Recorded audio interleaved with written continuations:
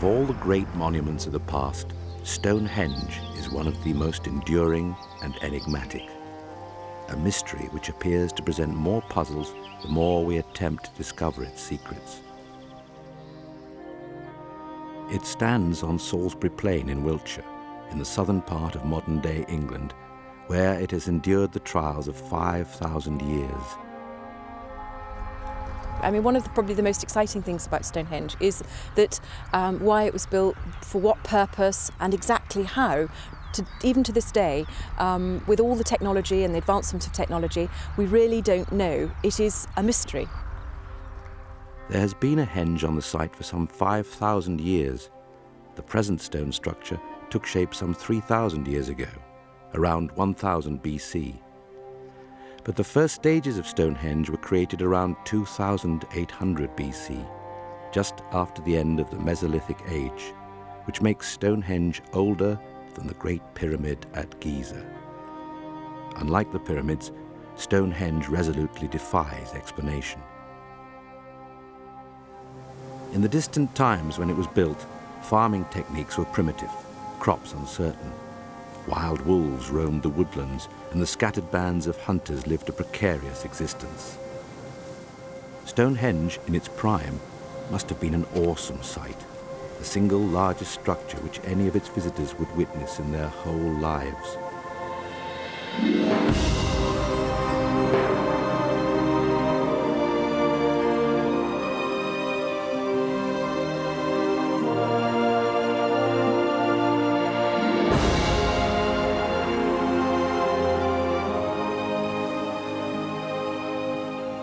One of the problems that we've had in understanding Stonehenge has been the fact that although a very large part of it has been excavated, those excavations were not written up for a variety of reasons.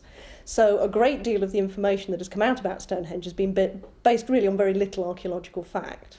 That gives us some facts on which we can base various ideas and various thoughts, but it will only take us so far, because we can only look at the physical remains, and as archaeologists and scientists we try to work out what has happened from those physical remains. It's for anybody and everybody to decide what those remains actually represent in terms of how people felt, what they were doing there, how they thought about things. We can't get that information from the archaeology. Despite the very best efforts of some of the best brains in the world of archaeology, it stubbornly declines to fit any of the theories advanced, and remains as unexplained today as it did when it first entered the realms of folklore.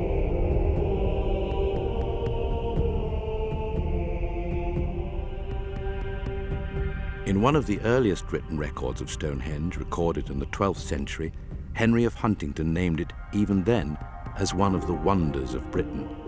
This contemporary print depicts the legend that the stones had been magically transported to Salisbury Plain by the great magician Merlin. Stone circles, as an enduring feature of the British landscape, have always attracted myths and legends. And there are a great many different theories about what they were there for, who built them even. And of course the myth that Merlin built Stonehenge by transporting huge rocks across from Ireland and so on. They are magical places and they're very mysterious, and some of them quite wonderful. The powers of magic are no longer the favoured explanation, but Stonehenge is a mystery that may never be solved.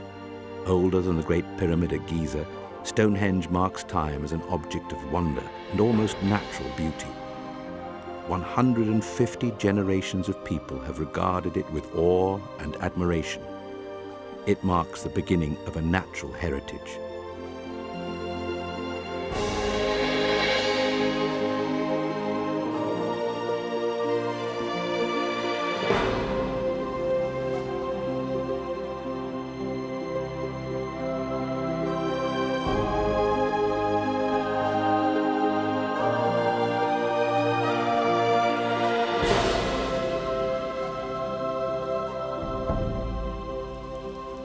The wonder of Stonehenge has always drawn the crowds, but it is now a victim of its own immense popularity. Today, the Stonehenge site is encroached by modern roads and fenced off from the general public. English heritage want eventually to return Stonehenge to its dignity and isolation, and it would be wonderful if one day Stonehenge was here without the roads and that you could walk to the stones, you could follow the processional avenue, and perhaps then people will formulate even more of their own opinions. Stonehenge is at the centre of an extraordinary concentration of Neolithic monuments found in southern Britain, and it may have been the centre of intense ritual activity for at least 2,000 years. Since the time of Henry of Huntingdon, dozens of alternative theories have been advanced, involving Belgae, Phoenicians, Danes, Romans, Greeks, Egyptians, and Druids. However, very little information about its builders has come from Stonehenge itself. Some tools, some broken pots, and some burnt bone are all that have been recovered. These few, unspectacular relics are now housed in the museum at Salisbury. It is very little evidence upon which to build a picture of a whole society, but in popular imagination, Stonehenge will always be associated with lurid tales of druids and speculative descriptions of all kinds of fanciful rituals involving human sacrifice. But there is no tangible evidence to link Stonehenge to such practices. However, these colourful and graphic tales have always gripped popular imagination. The association of stone circles, and particularly Stonehenge, with the Druids is really down to two people, the antiquarians John Aubrey and his successor, the Reverend Dr. William Stukeley. Of the two, John Aubrey is by far the more respectable antiquarian, an early archaeologist, a very close observer of stone monuments, and an early enthusiast. But one of the things he said, and it's almost an offhand comment, has come down and almost haunted archaeologists ever since. And this was a description of Stonehenge as what he considered to be a great church or cathedral of the Druids or the ancient Britons. From the evidence of the cremated human bones found on the site, it has been suggested that Stonehenge was a huge burial ground. But despite numerous archaeological digs, only one complete set of human remains have been discovered on the site.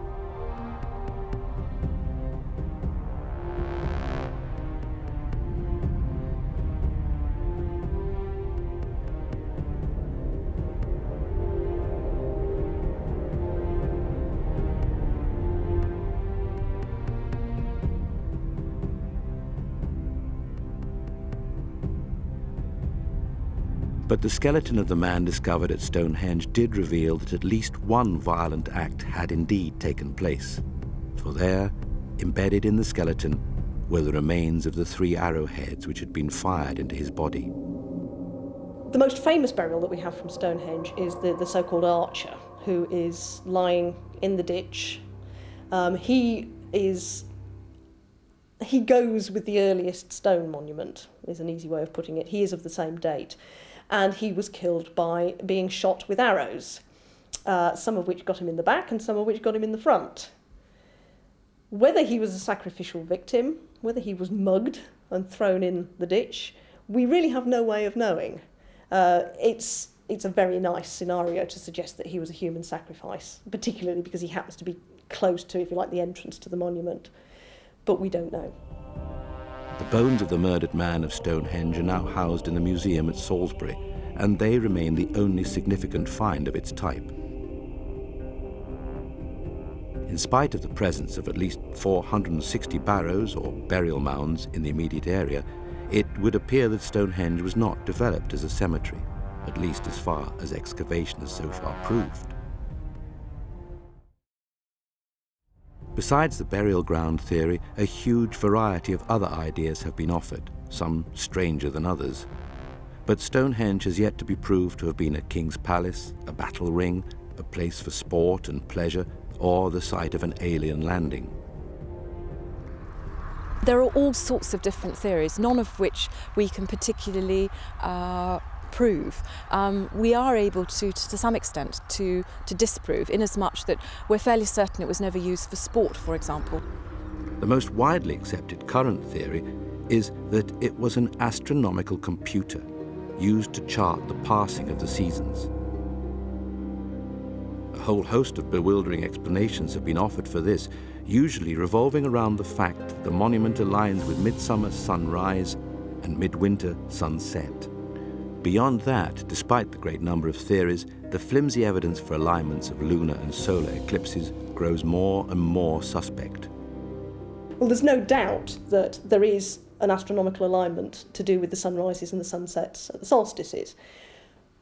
But people who have worked on this in recent years have not been able to find any other true astronomical alignment or configuration that we can definitely say has any bearing on Stonehenge itself.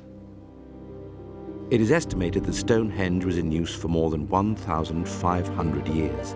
Then it fell into ruin and became the enigma we see today. It has descended into oblivion, a relic whose real purpose is long forgotten, an enduring reminder of the unforgiving march of time.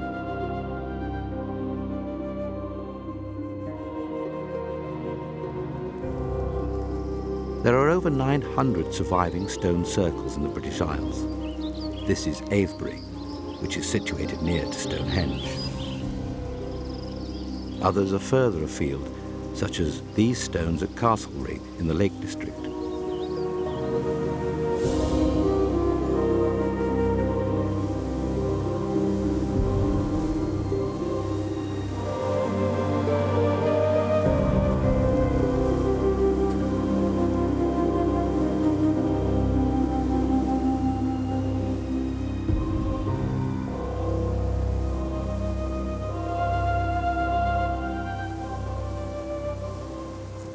This is Callanish, which lies on the Isle of Lewis in the Hebrides.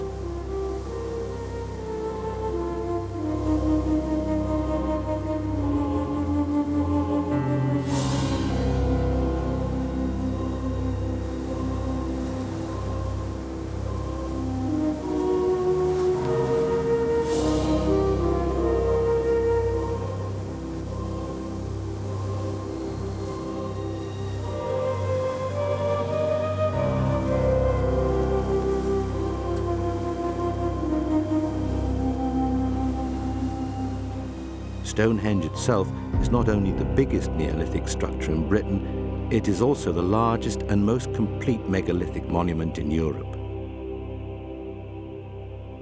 The surviving stones of Stonehenge can today be conveniently classified into three main types. The blue stones, these are the smaller stones near the camera. The larger stones which loom up behind them are the famous Sarsen stones.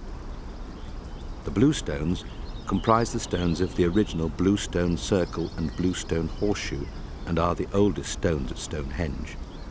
Most of these are indeed blue-grey in colour, especially when wet. The Sarsen circle of uprights with their lintels framed the great circle of the completed structure. The Sarsen Trilithon Horseshoe, originally composed of 5 groups of 3 stones arranged in a horseshoe shape. This would have been the most striking feature of Stonehenge.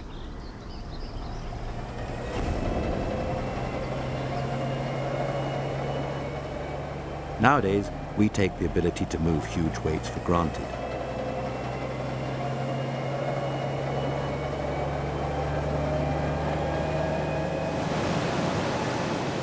Stones are ripped from the ground by machines, transported by ship or lorry, and delivered right to the door of the customer. Every intermediate stage is helped by cranes and other heavy lifting machines.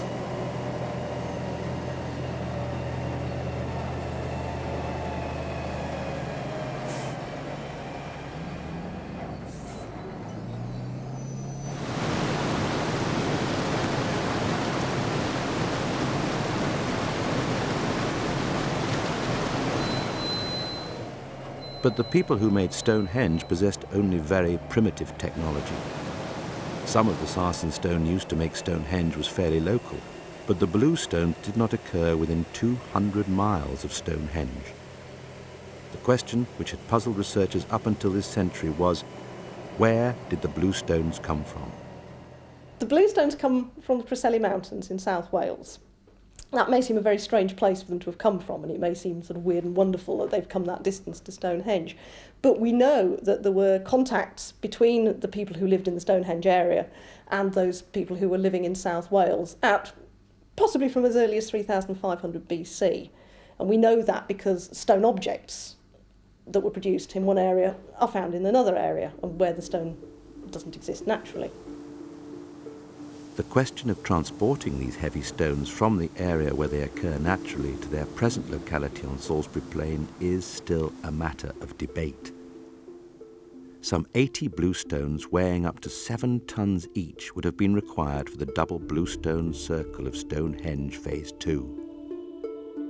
If they were moved by human endeavour all the way from Wales, this meant a minimum journey of about 240 miles. This was something of a puzzle, because it was not necessary for the Stonehenge builders to travel to Wales for supplies of durable stone. Large outcrops of equally suitable building stone were available less than 20 miles away.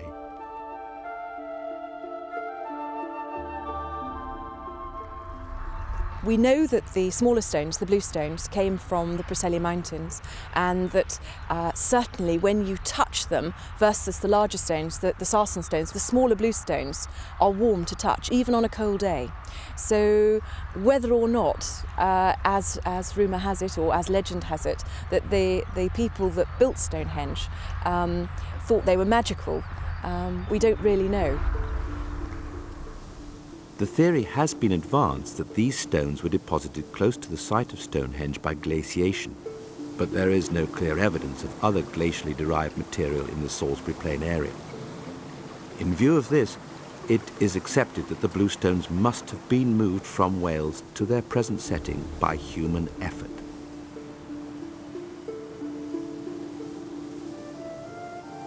The most likely of the possible routes for the transport of the bluestones was overland from Preseli to Milford Haven on the coast.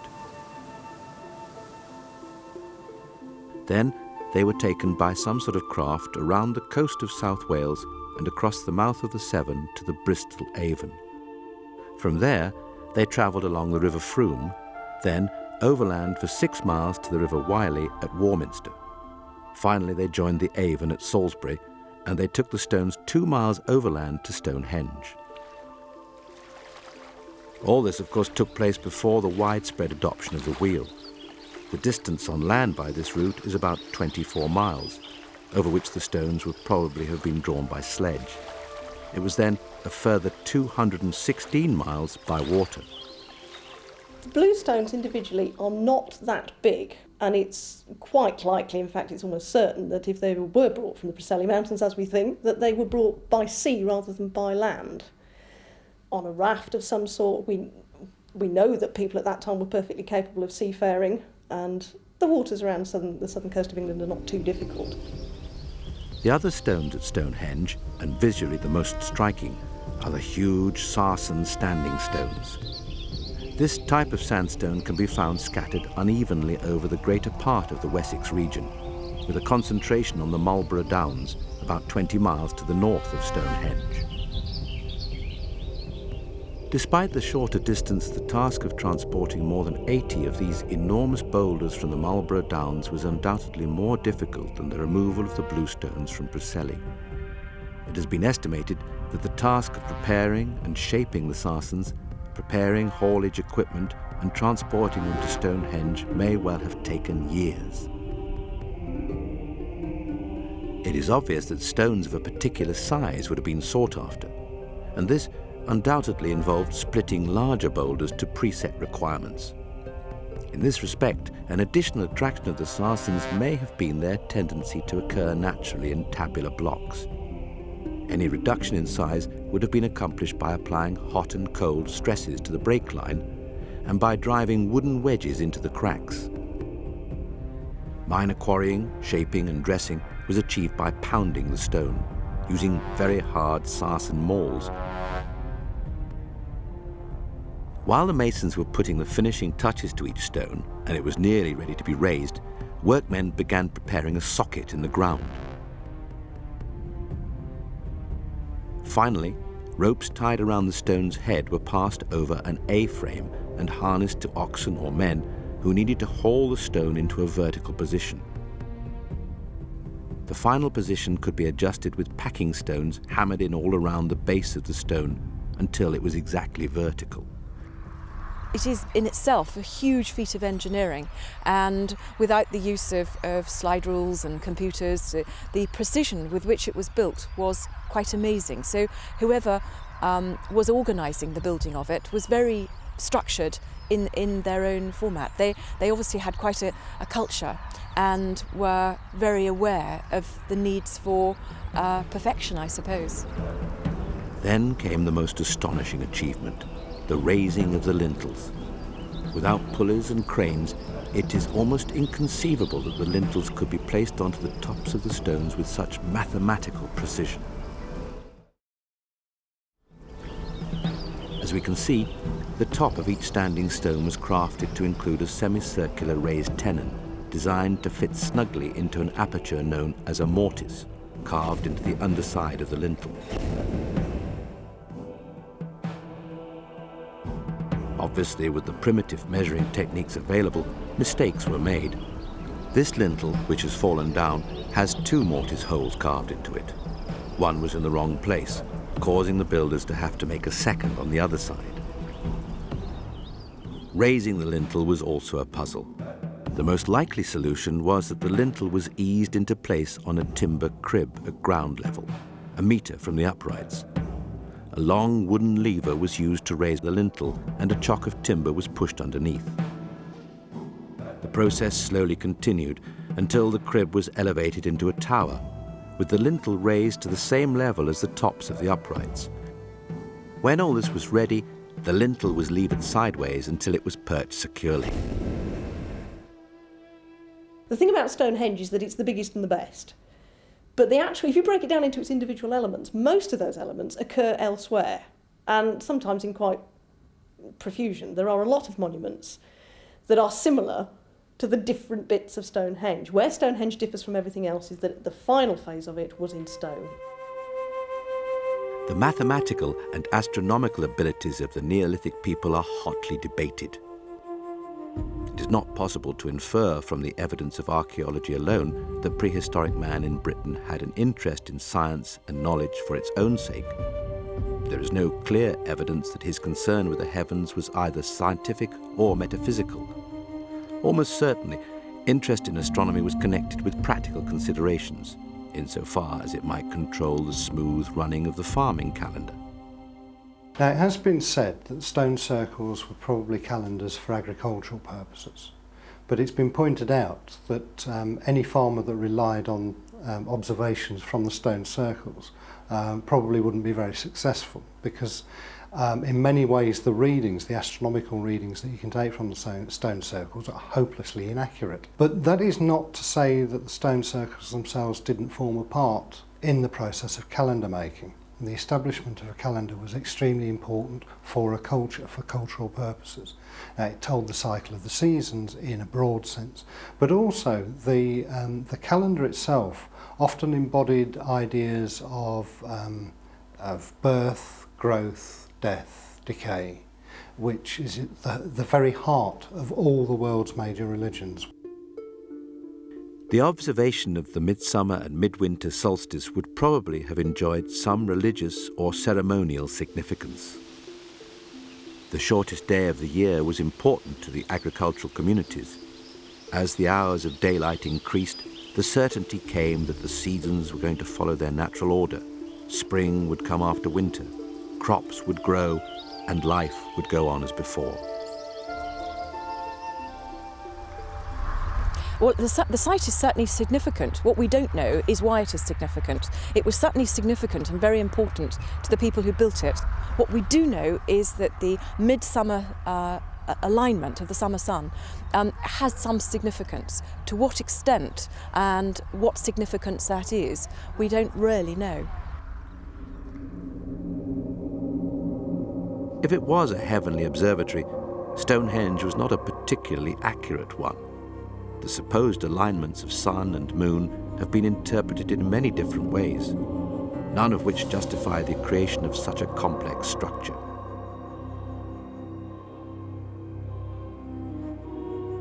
In its day, the building of Stonehenge was clearly a massive task. The impetus for such a drive is unknown, but it must have required the involvement of large sections of society. The scale of the project suggests an elite clearly existed that could give orders and see them carried out.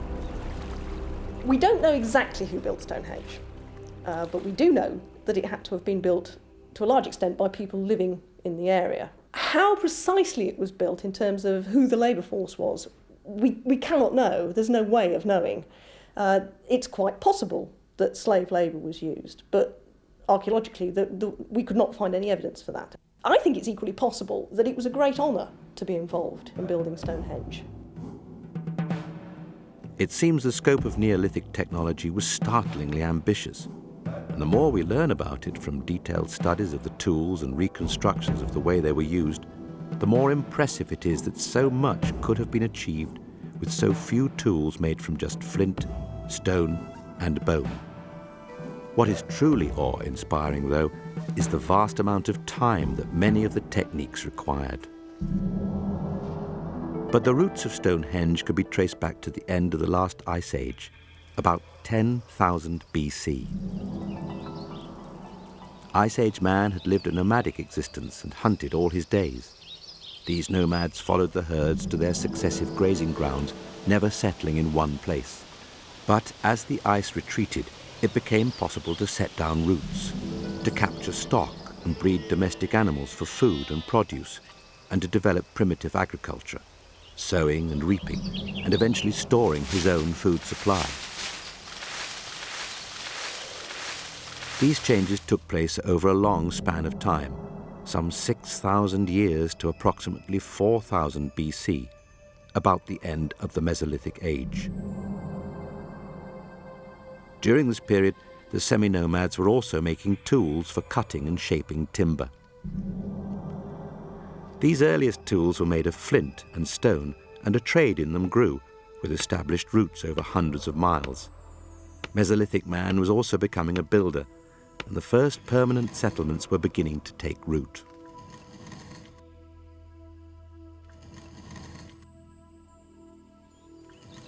The earliest Neolithic settlers in Britain have been called the Windmill Hill people, simply because their main archaeological remains have been found at a 21-acre causewayed site of the same name. It is located not far from Stonehenge.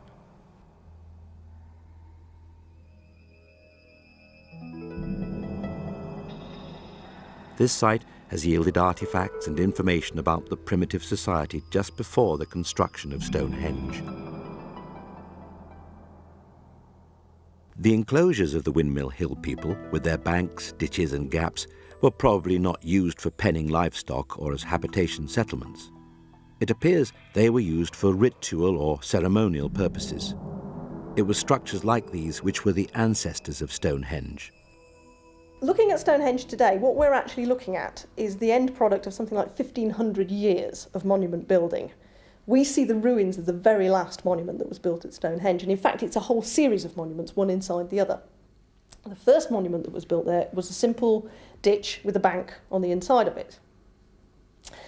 And the people who built that bank and ditch were just the normal, everyday people who lived in and around the Stonehenge area. And it's not the only monument of its type in the country. There are lots and lots and lots of circular monuments with banks and ditches all over the country, and it's something that had been going on for already 1,000 years before any monument was built at Stonehenge. In the beginning, the Stonehenge site was a simple circular earthwork, or henge, an open space bordered by a chalk bank and large enough to hold several hundred people. For 1,000 years, this earthwork continued to be a meeting place of native farmers. It was then altered by the digging out of a circle of 56 pits just within the bank. These pits are now known as the Aubrey holes, after the 17th century antiquarian John Aubrey. The Aubrey holes were part of a structure which was the very first at Stonehenge. It was a wooden structure. We know that there were wooden posts there. We don't exactly know how those posts related to each other. Again, we have theories. This, we believe, was one of the earlier phases and represents sort of one of the many phases of Stonehenge. This, Stonehenge Phase 1, was probably completed around 2800 BC. But it was to be nearly 600 years before the familiar outline of Stonehenge as we know it today would take shape. In the intervening years, Phase 2 was created.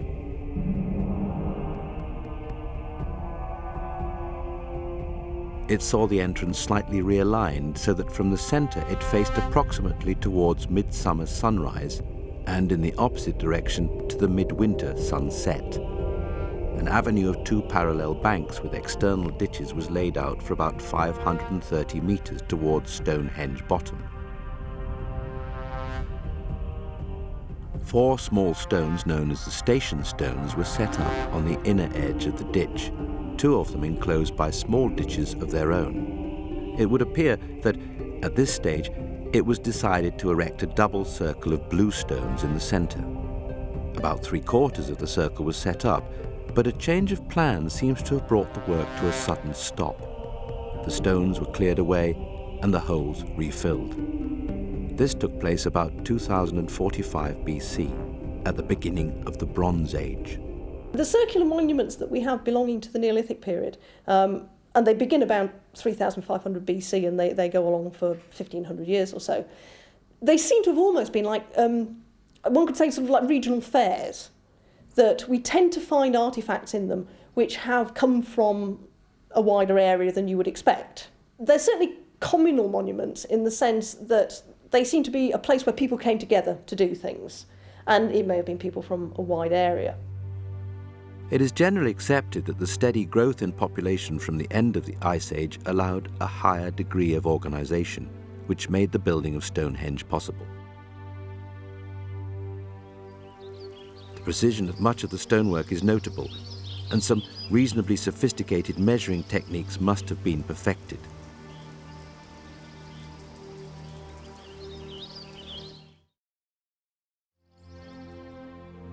Since most traces of the people who made Stonehenge have long gone, succeeding generations have speculated endlessly about the purpose of monuments like this and the identity of the builders.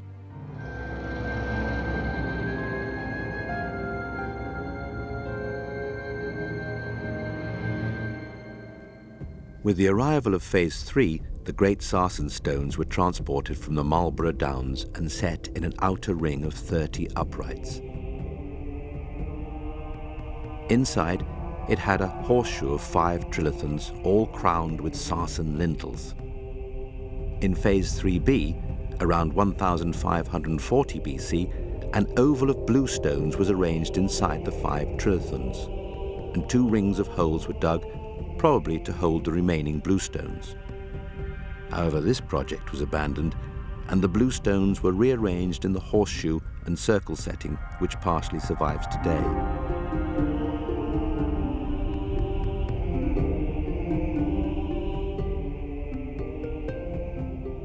One final event, Phase 4, was the extension of the avenue from Stonehenge Bottom to the River Avon at West Amesbury, making its entire length 1.5 miles. This phase was completed around 1075 BC.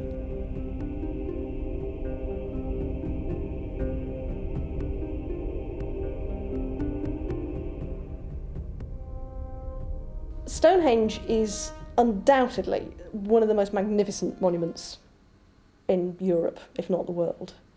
And I think it's very easy to be overawed by it. And I think it's very easy for us to look at it and think, this has to have been something utterly splendid. I think in its final form, with all the stones in position and everything, it must have been the most incredible thing. It still is. But the problem we have, I think, is that we tend to project our own ideas onto the people who built it. And ultimately, we don't know why it was built. But we do know that it was a very long process building it.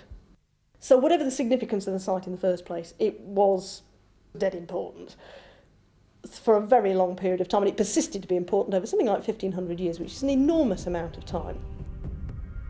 We simply do not know enough about the nature of Neolithic society. Until the present century, the popular view of Stonehenge was still coloured by lurid tales of druids and sacrifice. Neolithic Britons were characterised as savage and barbaric, The elaborate monument on Salisbury Plain was used as evidence of a wild society populated by druids and warriors. The great number of axes and earthenware from the period were interpreted as signs of warlike tendencies, and human sacrifice was taken for granted. The modern view, from our own less religious age, is that it was constructed before the time of the Druids.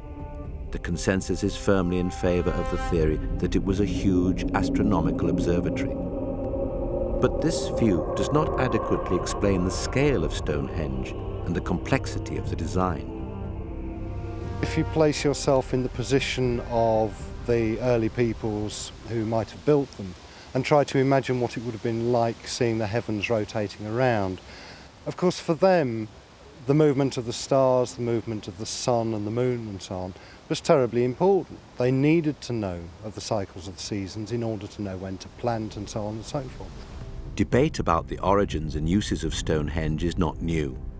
In 1655, the architect Inigo Jones published a book, Stonehenge Restored, following acrimonious debates about the connections between the mysterious stones, Merlin, the Druids, and the Romans. What is certain is that at some time after 1000 BC, Stonehenge was savagely damaged. The destruction of Stonehenge can be convincingly argued as the work of man or the work of nature, or, more probably, both.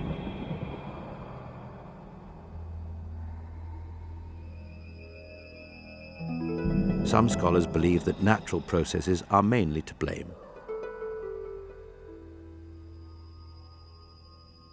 In modern times, some of the stones have fallen down unaided as they have become unsafe, and this suggests that time and weather may be enough to explain the damage to the monument.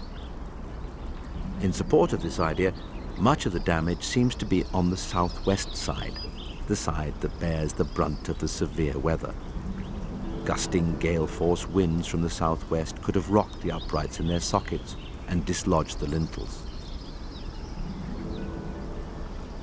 Whatever effect the weather has had in dislodging the stones, pillaging has been a major factor. Some stones may have been collected after they fell as a result of natural processes. Others have clearly been rooted out, and with some force. The broken bluestones provide evidence of this.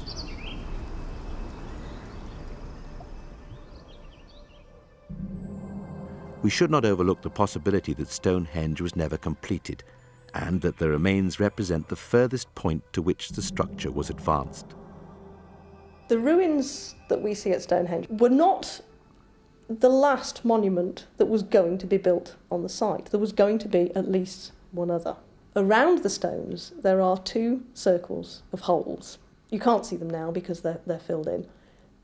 And they appear to have been dug to hold stones of about the size of the bluestones. But we can tell from the bottoms of them that no stones were ever placed in there, and we know really that this was an unfinished monument. In the present day, some modern repairs have been effected using the concrete which can clearly be seen here. This obvious blend of old and new is a deliberate policy on the part of English heritage, designed to clearly differentiate the original from the modern repair.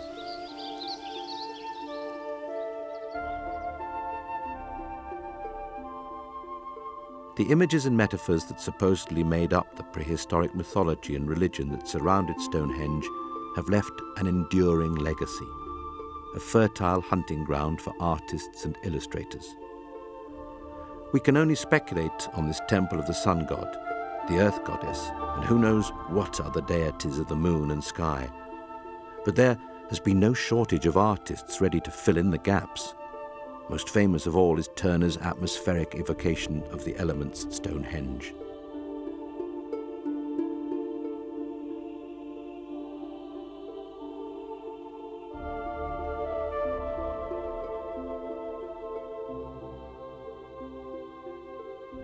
By the 18th century, Stonehenge was already a tourist attraction. The mystery of the great stones rising out of Salisbury Plain lured visitors to count the tumbled pillars, to chip bits off them, and to speculate about their origin. Maybe it was for something to do with worship and something to do with the sun and the moon. Was it an event that was perhaps started or pushed by other beings? I think it was worship the sun or something, worship any kind of gods or something, yeah. You know, it's beautiful, and maybe they just wanted to leave something for other people to see. I don't know, I think it was a religious symbol probably, worship the sun and so on.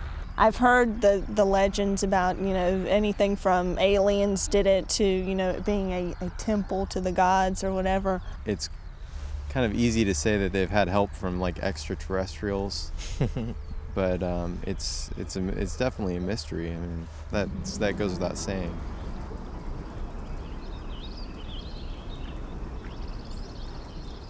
The volume of visitors in recent years has grown to such an extent it was obvious something had to be done to protect what was left of the finest megalithic monument in Europe.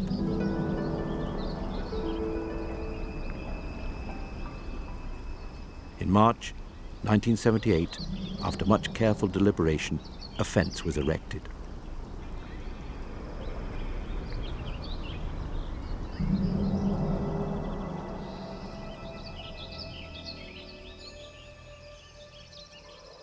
The streams of visitors to Stonehenge find very little in the way of explanation when they arrive there, and many naturally assume that it is all a matter of speculation and imagination.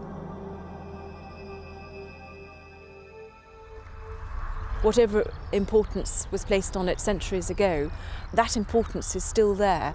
And in a way, I suppose, the nice thing about it is that it means different things to different people. The same is true today. Some would see it as a monument to the victims of prehistoric battles. To others, it is an astronomical calculator, or a temple as alive today as when it was built. For many, though, the constant function of Stonehenge is a magnet, attracting both interest and speculation. Why Stonehenge became the ultimate, if you like, in terms of prehistoric monuments, I don't think we can ever be entirely sure. But it has something to do with that area being special. And I actually think one of the possible explanations for it is actually fairly mundane, which is that it was the breadbasket of England at the time. It was an extremely rich area for agriculture. Now, how it came to be that, I don't know. But in terms of the technology that was available, the way people were living, it's very likely to me that the most important reason was the fact that it was just such a good area for growing food. Antiquarians, artists, and present archaeologists have all combined to contribute to a rich written and visual record of a unique monument. This is the strange and challenging story of Stonehenge, the continuing enigma, a thing of beauty that continues to delight without striving to inform.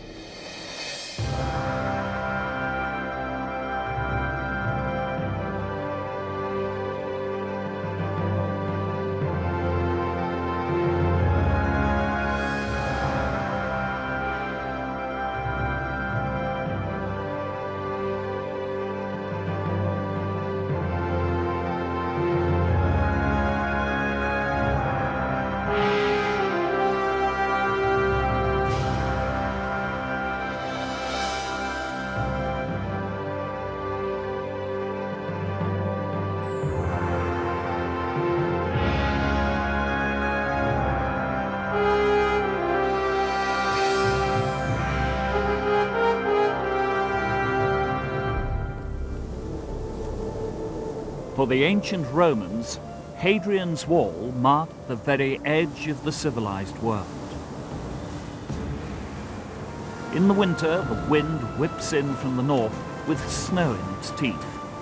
This was obviously not going to be the favorite posting for a Mediterranean soldier. To cap it all, hostile tribes were never far away. But here, they had to stand. the last outpost which covered the whole of the known world. Imagine a snake 73 miles long, 10 feet wide, 20 feet high, built from millions of tons of stone and turf, twisting and turning over the landscape from sea to sea.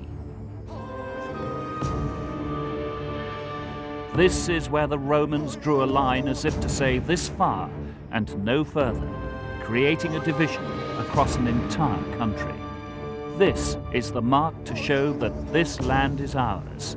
Here is the end of civilization. Behind us are order, law, and prosperity. Beyond this wall are only barbarians. The Romans had actually been in occupation up here for nearly 40 years before Hadrian's Wall is built.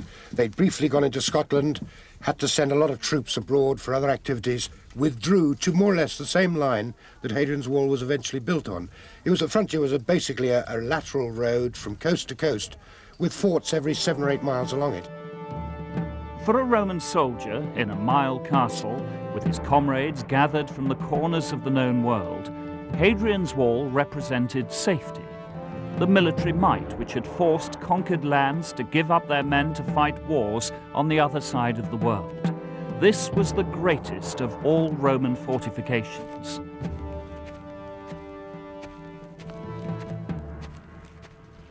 The Roman legionaries were equipped, trained, and transported by the great machinery of the legion.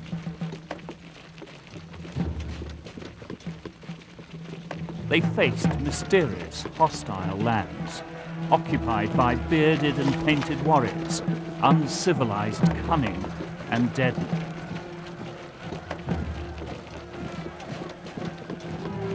We know the Great Wall across the north of Britain was ordered to be built by the Emperor Hadrian. We also know why it was built, as his biographer recalls his reasons. The Britons could no longer be held under control. Hadrian was the first to build a wall 80 miles long to separate the Romans and the barbarians.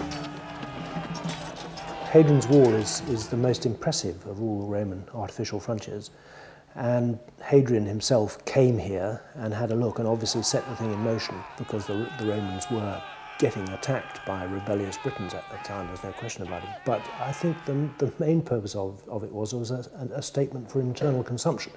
Hadrian really wanted something impressive to say, this is the end, there's going to be no more expansion. Therefore he made it as elaborate and as impressive as possible. The wall still stands today as a reminder of the power that was Rome, a monument to the vibrant and powerful empire which extended from Asia to Britain. Hadrian's decision to build a wall was undoubtedly due to the fact he knew what the countryside was like around here. He must have had reports from his surveyors and engineers. Now, he's basically going from coast to coast, and he's taking advantage in the centre of the country of the great rising windsill ridge, just a mile north of us. Learn that, it would look totally spectacular. And undoubtedly, a certain amount of the wall is a reflection of Hadrian's personality. It's a big job. I mean, fancy building a wall 9'6" or so thick, 15, 20 feet high. Ludicrous for the job it was supposed to do. But he built it because it's a symbol of himself. Today, many of these remains are strikingly well preserved as they wind over hillside, valley and crag. Standing against the rain and the cold in northern Britain, the dark stones contrast with the green of the land, in the midst of some of the wildest and most spectacular scenery in the British Isles. The sheer magnitude of the operation was an amazing feat of engineering. No bulldozers or mechanical diggers were used to dig the ditches and raise the wall. There was precious little technology beyond the simple trenching tools and the strong arms of the legionaries to wield them. This expresses so well the essential flavour of Rome and all it stood for at the height of its power. Here was a confident people, making the brave and bold decisions to mark a line from sea to sea with a wall.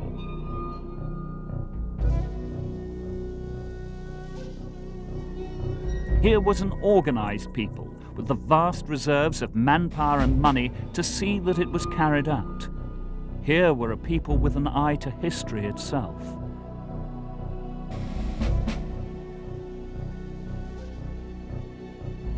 Having built it, they seemed ready to stand and guard it for over 300 years.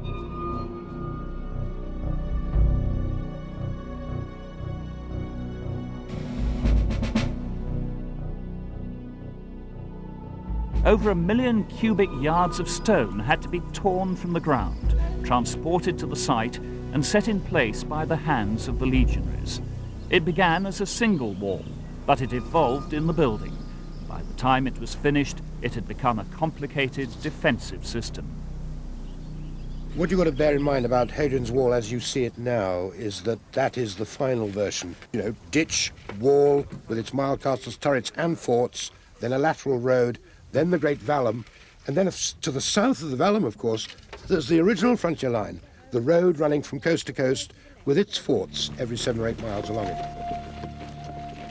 When the Romans landed in Britain, they moved through the countryside constructing their crisscross network of roads, building their forts, and dominating the land. The forts were mostly of a similar construction, with earth ramparts raised to surround the buildings within. These ramparts were crossed through wooden gatehouses and had watchtowers at the corners set to guard the buildings that lay inside.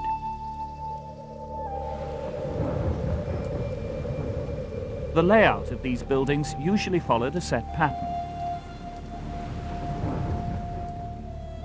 At the front, facing the enemy, were the barracks and stables for the troops stationed here. As well as common rooms for the men, there were separate rooms for the centurion and other officers. The barracks ranged down either side of a central road that led to the headquarters building.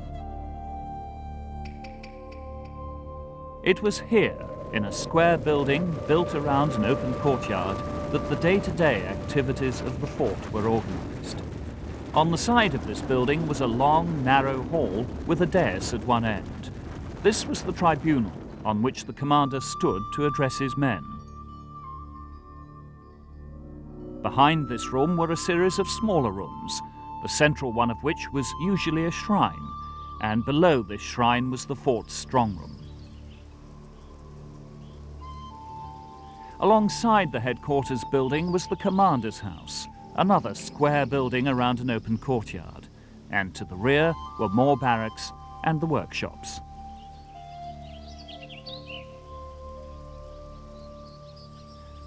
The bathhouse was usually found outside the fort. This was the pattern repeated all over the country.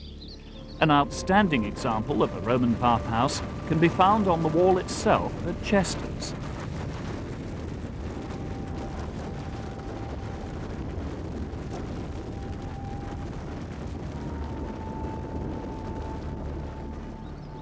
Built right next to the river, a complicated system of aqueducts brought water straight up into the bathhouse.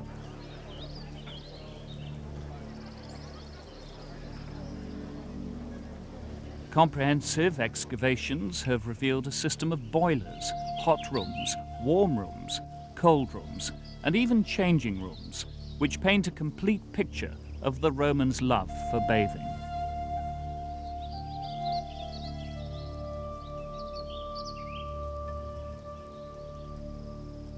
It was a line of forts like this that was first used to mark the northern frontier of Roman occupation in Britain.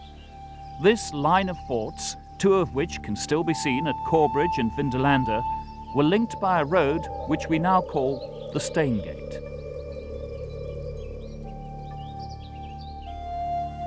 Further south, within striking distance of the wall, were other Roman fortifications. This is Hardknott Fort in the Lake District, and its construction follows the classic Roman pattern of building.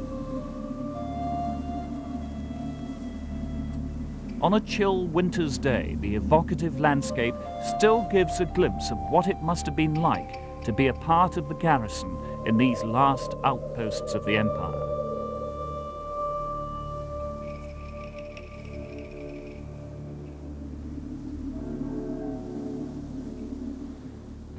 Like the wall and the network of forts, the Roman roads which connected them were no mean engineering feat in themselves. Built of layers of stone upon smaller stone, with a metalled and cambered surface to let the water drain into the ditches at its side, they provided the occupying troops with a quick means of getting from place to place. Forts were usually built 14 miles or so apart, as this was reckoned to be a day's march along a Roman road. By this means, the forces of occupation had both the communication structure and the power base to hold Europe.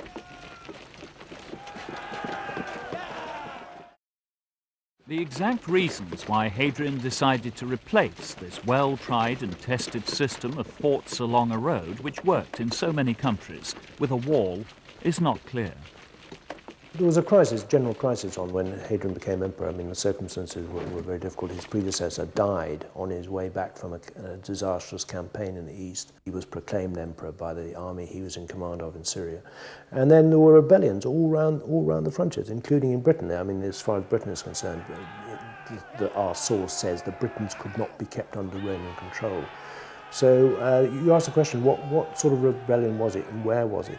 I think the Vindolanda tablets have thrown some light on that. For example, there's one tablet which is obviously a report on Britons who've been conscripted into the Roman army, and they're described as the naked Britons, and they're described as the Britunculi, which is a previously unknown word, obviously meaning something like nasty or pathetic little Brits. No love was lost between the Romans and these northern tribes, the Brigantes, Salgovae and Novantae. These warlike peoples, living in the harsh climate of the north of Britain, were never really defeated.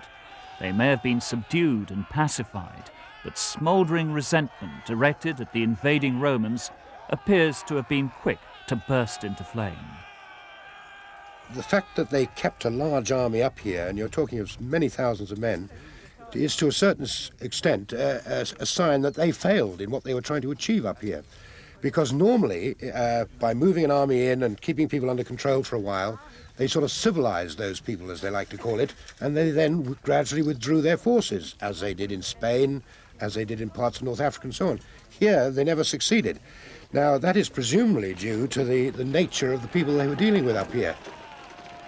A document found at Vindolanda, close to the wall, reveals how these Britons appeared to the Romans. It has been translated to read, "The Britons are unprotected by armour. There are very many cavalry. The cavalry do not use swords, nor do the wretched Britons take up fixed positions in order to throw javelins." Over the years, a number of folk legends have grown up, which include mythical victories over the Romans by barbarians. One of these is the disappearance of the 9th Legion. Rosemary Sutcliffe, the great children's author, used it as a basis for her famous story, The Eagle of the Ninth. In the book, she describes how the 9th Legion marched out of its barracks near York in the year 117 AD to deal with an uprising amongst the Caledonians, and was never heard of again.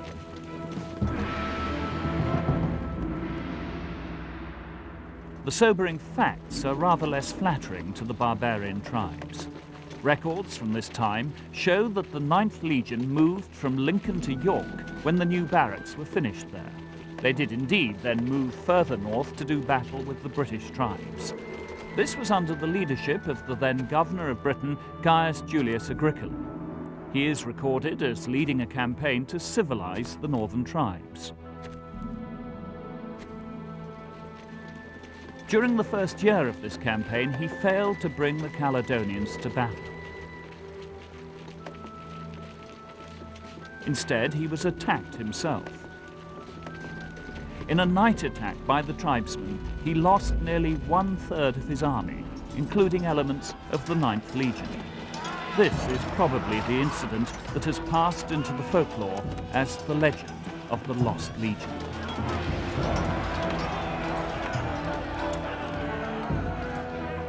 But, like all great myths, there is an element of truth in the tale. Discoveries over recent years have proved that the 9th Legion was actually destroyed in the line of duty, but in Syria, over 40 years later, in 161 AD. If a whole legion had been lost to the Caledonian tribes, it certainly would have been cause for comment. A Roman legion of that time consisted of nearly 6,000 men. As well as the legionaries, there were cavalry, auxiliaries and support troops, offering all sorts of different trades and skills to keep the army on the move. It would have been extremely rare for all these to have been in the same place at the same time. Nowadays, it's thought that the 9th Legion was probably withdrawn from Britain shortly after 155 AD. At that time, relations with the northern tribesmen and the British in general were becoming more settled.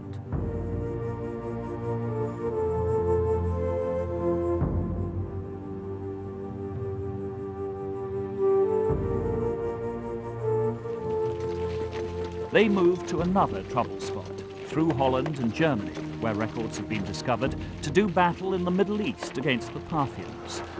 It was during this campaign that they were indeed wiped out, a long way from the mountains, forests and valleys of northern Britain.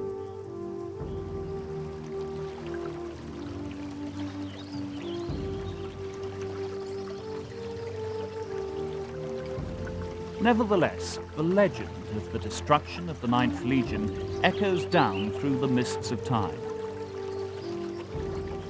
Even today, people standing on or near the wall have claimed to have heard and seen the ghosts of marching Roman soldiers.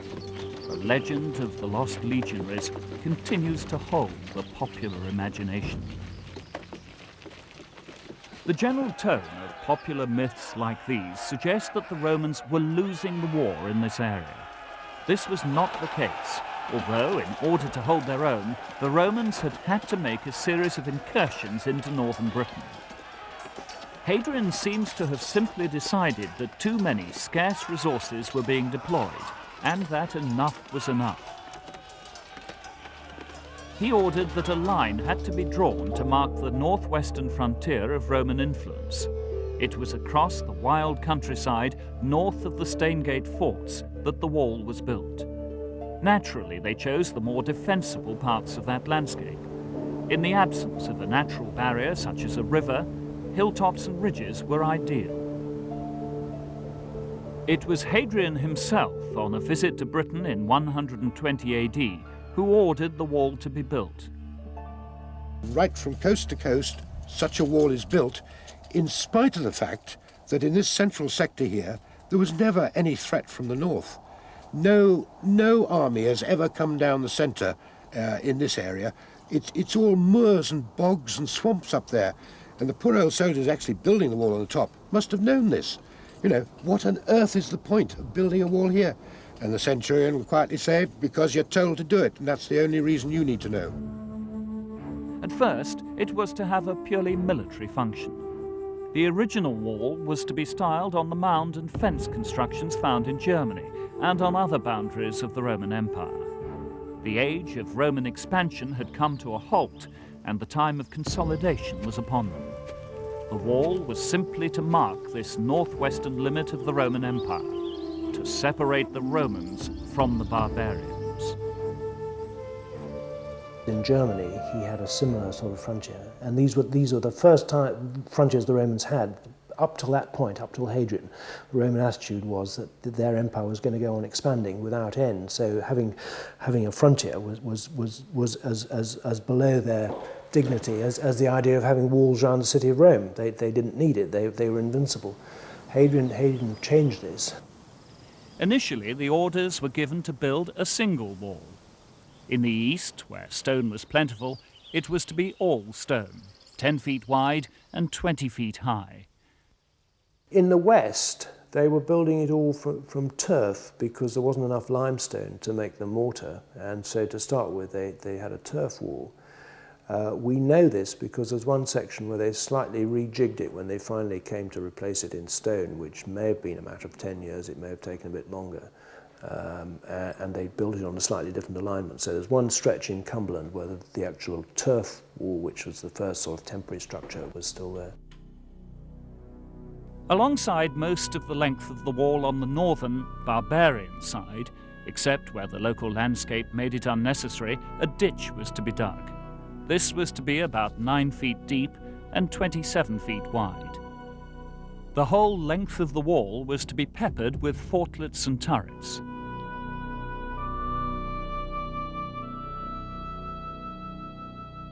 The fortlets, each with gates to the north and south, were to have accommodation for up to 32 troops and were to be built every Roman mile. Between each of these mile castles there would be 2 turrets. From these, the small garrisons stationed on the wall itself, probably drawn from auxiliaries recruited into the Roman legions from the British people themselves, looked northwards into the hostile lands beyond the wall. Here they watched for signs of trouble, and if it looked like it was going to be more than they could handle, they would send urgent signals back to their fellows in the forts on the Staingate. Reinforcements would then arrive hot foot. It seemed like a perfect solution to the problems of this turbulent frontier, and very soon men from every British legion were hard at work on the wall. It's a common misconception that all the rotten jobs of building on the wall are probably done by the natives with a few Romans in charge supervising, but that's definitely not the case. The native Britons would be a very unreliable labour force, and apart from anything else, they weren't used to building in stone at all. They wouldn't have known what they were doing. We've got plenty of evidence that the wall is actually built by the men, the skilled craftsmen drawn from 3 legions that were in Britain at the time, the 2nd Legion, the 20th and the 6th. And they've left their building stones all the way along the wall, and we know they built it. Obviously, a legionary gang is given a sector of maybe 100 yards or so of wall to build, and the centurion in charge, once it's built, normally signs his name off on a special little tablet on the wall, many of which we've found. Even before it was finished, the plans were altered. Orders went out that the main fighting force was to be moved onto the wall itself. Presumably they were being attacked, or it was taking too long for the regiments to get up if there was an emergency, so they decided to put forts actually on the wall, in some cases across the wall.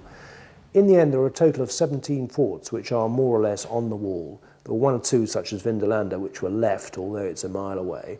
There are a few others which are not actually joined on physically to the wall, but in many cases they actually were astride the wall with 3 gateways, 2 at the side and one on the north side, beyond the wall, probably for cavalry, so that cavalry could come out in strength simultaneously from the 3 gateways. That was what you can call the 3rd stage.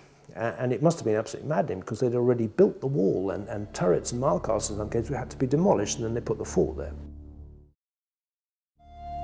It was also ordered that the wall itself should be narrowed to 8 feet rather than 10, and that it should be extended in stone at each end to protect the flanks, as long as they could get the limestone.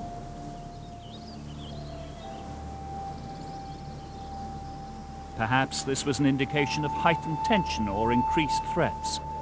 You can still see the signs of this change of plans today. In parts, a narrow wall sits on broad foundations, and there are turrets and mile castles that were built to fit into the wider wall and had to be changed to fit into the new, narrower gauge. This radical change of plan has been dated to about 124 AD. At the same time, work had begun on extra defences to the immediate south of the wall. This was the vallum, 2 earth mounds rising some 6 feet above ground level, flanking a central ditch some 10 feet deep, with a total width of about 120 feet. This would have presented a formidable obstacle to any would-be attacker. They build a wall with a great ditch in front of it, and they have all these mile castles and turrets along it. And then a few years later, they decide, well, we've got to put the regiments absolutely on the wall too, so they build these forts like housesteads. Then they build this great earthwork to the south, Now, there's no conceivable reason for that except to seal off the military zone, and therefore the implication is that the natives are creeping up at night and setting fire to Roman installations, which suggests that their control over this area, the Pennines, was not absolutely 100% under control. This was the southern boundary of the military area, a sort of Roman barbed wire. As with the Mile Castle gates which they faced, the Vallum crossing points offered a measure of control over the north-south traffic in the region. Rules about contraband and weapons could be enforced, and more importantly, taxes could be collected. It was the customs barrier of its day. It's not built for defence. Although it's got a lot of troops stationed along it, there are more troops stationed to the north, and a lot more troops also to the south. I mean, a Roman frontier is a frontier in depth. The physical barrier, well, what he does by building that is achieve something that he probably had in mind, an excellent customs line. There are all sorts of gates in the wall, and whoever is going to be trading north and south has got to go through those gates, where, of course, the Roman soldiers can search them, tax them, do all sorts of things to them. But why make changes to plans hardly begun? Things were not going well in this part of the Roman world, and the natives were getting restless. They didn't like the Romans, and they didn't like their wall. It was like a modern-day motorway cutting through the landscape, severing long-used footpaths and trade routes, and even cutting off fields from farmsteads. What happened after the wall is built, and was the wall, for example, successful? Did it do the job Hadrian wanted it to do? Did it quieten the natives down? Did it actually separate this lot from that lot up there? The short answer is that from Roman historians we know absolutely nothing. Again, we go back to this business, they had to remain here, so presumably there was always a problem. But the natives on both sides weren't fools, and although there were all these gateways leading through the wall, manned certainly, where they might be taxed and so on, I'm sure that a certain amount of ingenuity would be used, and they must have known of the odd corrupt Roman soldier, and they could get through his Mile Castle if they went at the right time. And also, of course, in the ultimate resort, if they really had trouble along the wall, they could get into a ship and sail round it. Soon the British on both sides of the wall were plotting and planning against the Romans and their wall. Very soon the wall had become for the Romans a way to divide these allies from each other, rather than keeping the enemy at arm's length.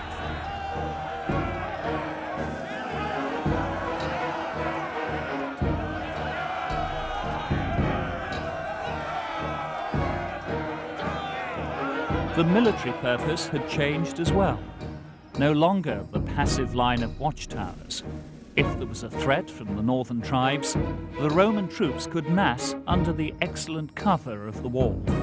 Their enemies would be unable to see this and could not foresee where the mighty army would sally forth against them.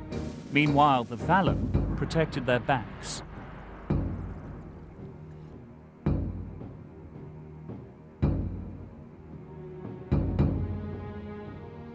Life on the wall was hard. This was no fertile region of Roman influence. There were no locals to adopt Roman ways, such as there were in the south. There was no one who was prepared to come to this stark wilderness region to build their villas and farms to share the administrative load. The garrison town and supply base at Corbridge were the sole example of urbanization. It's true that small settlements for retired legionaries and traders made a brief appearance, and civilian villages grew up under the protection of the forts. But this remained mainly a military area. Other documents found at Vindolanda give more of an insight to this. One, written on thin oak bark and dated to a day in May around AD 90, gives an account of the forces stationed at that fort. At that time, there were 751 men, led by 6 centurions assigned to the fort, although 470 were not actually there. They were absent on other duties. Some were collecting the pay, others were in London, and some 300 and their centurion were at Corbridge. This was likely to be a group of new British recruits undergoing their basic training before taking their place in patrolling the wall.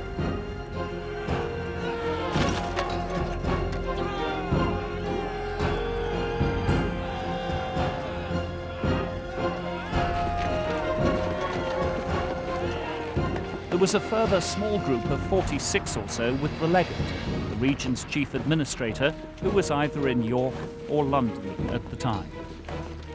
That left only 270 or so actually holding the fort in case of local hostilities. But they were lucky. The same piece of oak records that there were only 30 on the sick list, and only some of these were suffering from wounds. This seems to point to minor, local skirmishes rather than a major pitched battle in the area. Life in the forts was routine. After a breakfast of porridge, bread and fruit, the normal day would be taken up with duties around the fort. Physical fitness and weapons training were important to keep the troops in tip-top condition. And there were jobs around the fort itself that had to be done.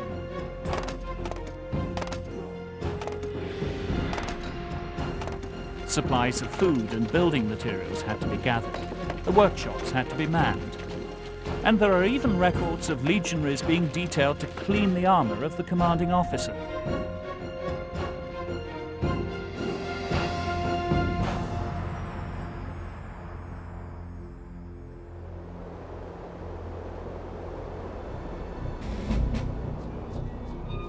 Guard duties were not confined to the fort, but covered important local resources like mines and mills, or escorting trading caravans.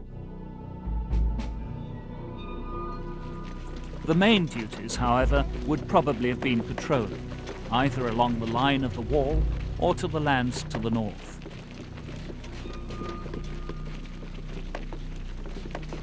The local British tribes were known to be hostile and ready to attack without warning. Hadrian sent over, we know from an inscription, 3,000 legionaries from Spain and Germany, presumably to replace gaps in the ranks. The regiment of Tungrians that was stationed here was 1,000 strong, and for a few years it was down to 500. Well, that again is an example. So I think there was pretty heavy losses. Hadrian had to do something. The local British tribes were forbidden to gather in large numbers, except at times and in places defined by treaty. Keeping an eye on them to be sure they were obeying this treaty would have been a major part of the duties for the soldiers stationed on and near the wall.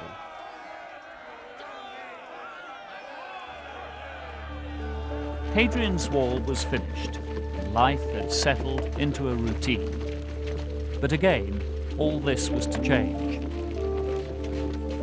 Emperor Antoninus Pius, who replaced Hadrian after his death, ordered a fresh assault on the northern clans in 138 AD.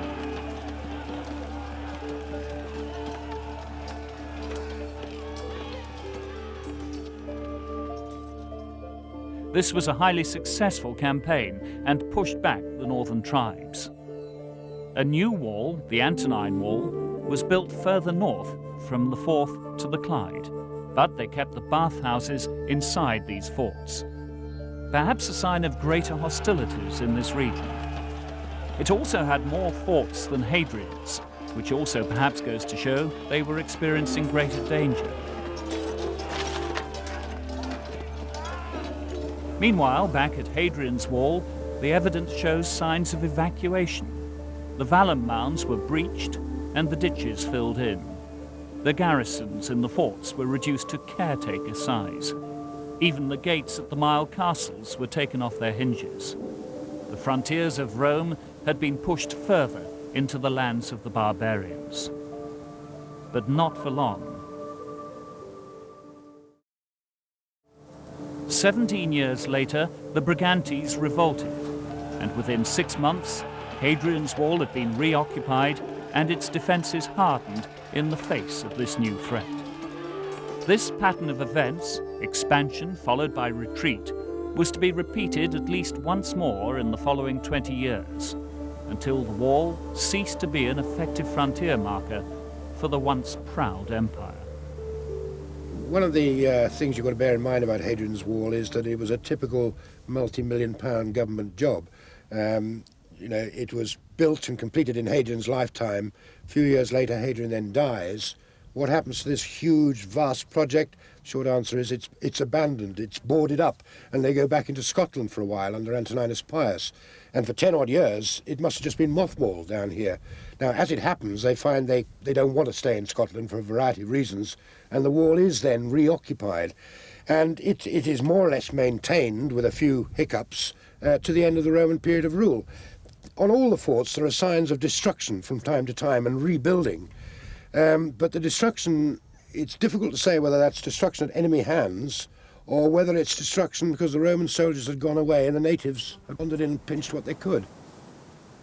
Now the story is of decline. Records speak of the British tribes crossing the wall in force about 180 AD. It looks like they were able to burst through the centre without opposition, but the rest of the wall was untouched. It was after this that Roman troops were pulled back towards Rome from Britain to help with Clodius Albinus's attempt to become emperor, and the British tribes saw their chance. There were great battles and much destruction.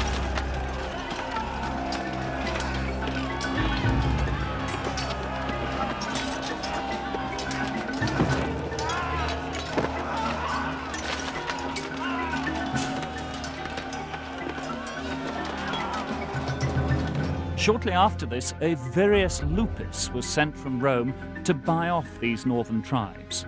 It seems that Roman money was still highly valued by the Britons. For the next 200 years or so, there was peace on the wall. There are signs of refurbishment and rebuilding, but by 400 AD, the final garrison had gone.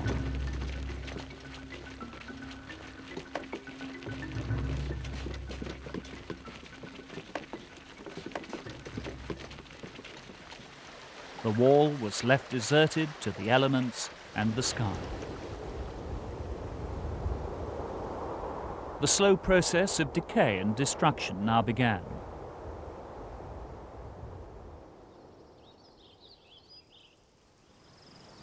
The Anglo-Saxons replaced the Romans, and while a few of their objects have been found on the wall, in the main these newcomers passed it by. Maybe they feared the might and power that had raised this set of marking stones. Perhaps some descendants of the soldiers continued to live in the forts or their associated civilian settlements. We cannot say. They withdraw their authority from Britain, tell the Britons to look after themselves, and you get chaos. You get the breakdown of law and order, and with the breakdown of law and order, the breakdown of trade. And with that, no way can you maintain this huge population up here. People drift away. A few people would stay on, subsistence farming and so on. And then eventually you get the Anglo-Saxons, the Vikings and all this lot coming in. And the wall ceases to exist. Only at Vindolanda has any post-Roman inscription been found, and that dates to about only 500 AD. But the wall had not been forgotten, and accounts by writers of the time after the Romans have persisted to the present day. Most notable is that of the Venerable Bede, who in about 730 AD gave a good description of it. He said it was then 8 feet wide and 12 feet high. This account may well have resulted from his own observations, as his monastery at Jarrow lay close to the eastern end of the wall. But when it came to dating the wall, or to its purpose, he depended more on local, garbled tales. He assigned a date some 250 years too late for its building, and presented the erroneous view that it had been built to keep out the Picts and the Scots. This view has continued until the present day.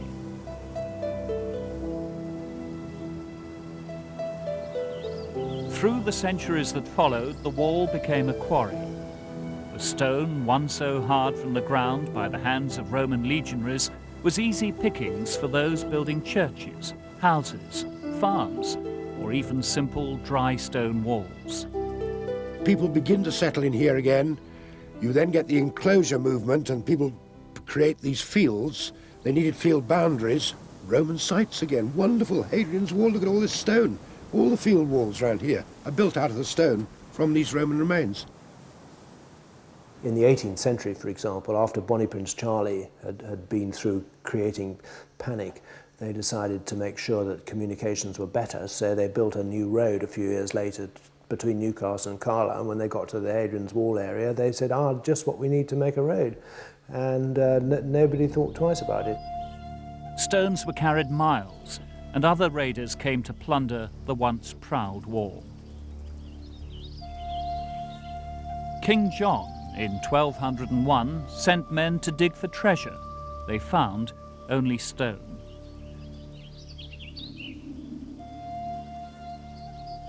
Local brigands in the 17th century used housesteads as their base from which to range out over the local countryside. And the local gentry, when they wanted to decorate and adorn their great houses with inscriptions and sculpture, came to the wall to join in with the destruction. It was 300 years after the excavations of King John that the age of serious observations began. Accounts from the 16th century still prove a useful, if not valuable, record of the state of the wall at that time.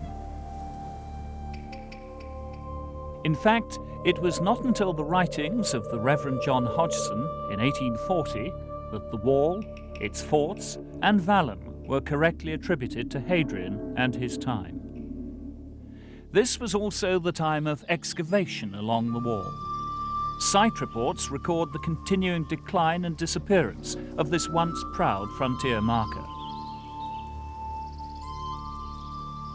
All this was reversed mainly through the work of one man, John Clayton of Chesters.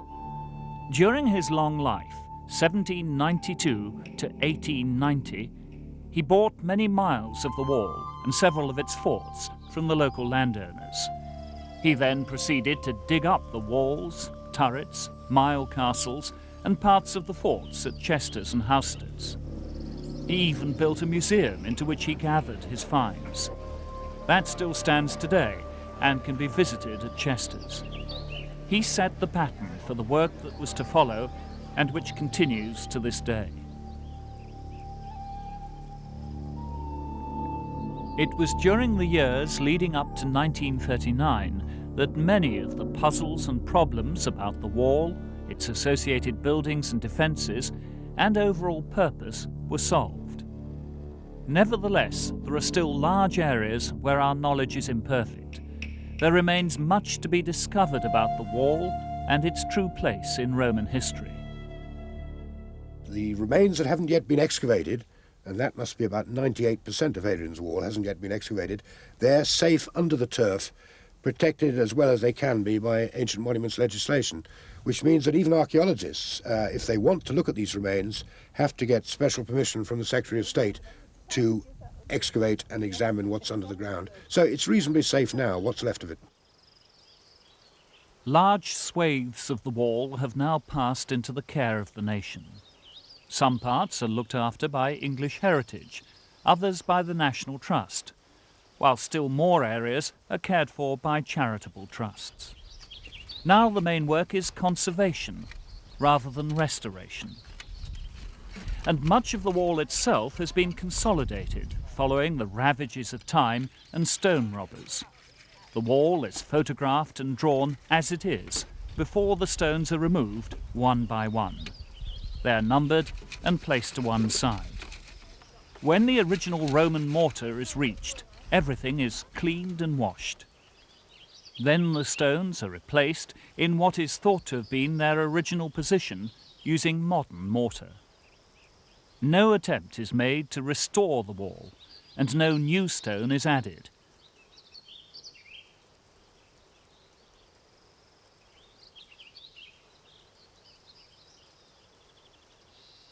At sites like Vindolanda, there are reconstructions of Roman buildings. This blend of old and new makes the site an ideal one to visit for tourists or school parties wishing to learn more about the life of Romans in Britain and on the wall. This is a form of experimental archaeology, because actually building something on the lines of Hadrian's Wall, or some of these turf and timber constructions, and digging ditches to Roman specifications, you get an idea of how many man-hours it takes, and how much water you need to mix the cement and all that kind of thing. And then the other point is, 15, 20 years on, you can see what sort of state it's in, whether these turf ramparts or wooden towers have started collapsing or not, so you can get some idea of that aspect of it too.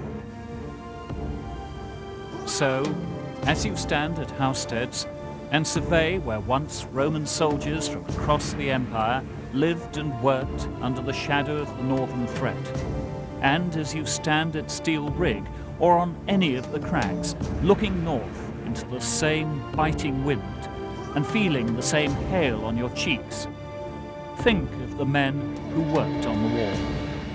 Belgians, Syrians and Moroccans, pulled far from their homelands to guard this furthest flung part of a once proud and powerful empire.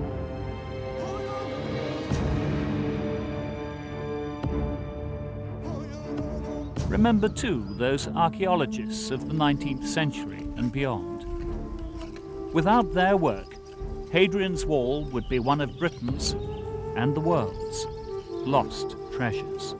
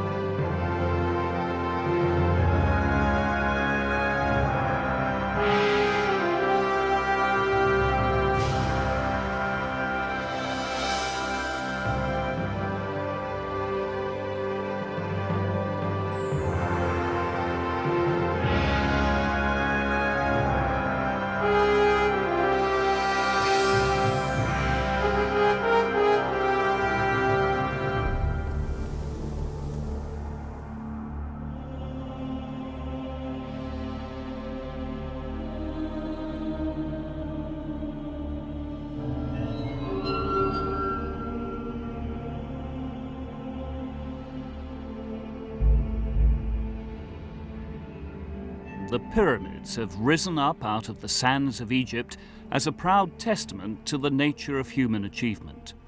They are both monuments to that which endures and to that which fades away. Their original grandeur has been sandblasted by time, but these man-made mountains, the product of many thousands of hours of sweat and blood, now stand as fixed points in the North African landscape.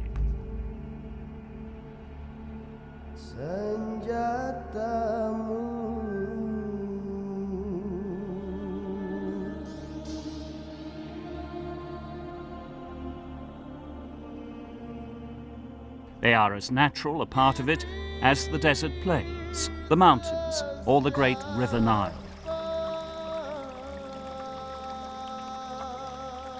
Modern Egypt is very far removed from the ancient nation of the pyramid builders, but still her pyramids form a focus for national pride and identity. They are a legacy which has been handed down to the Egyptians from ancestors who believed in multiple gods and whose government was imposed by ruling dynasties.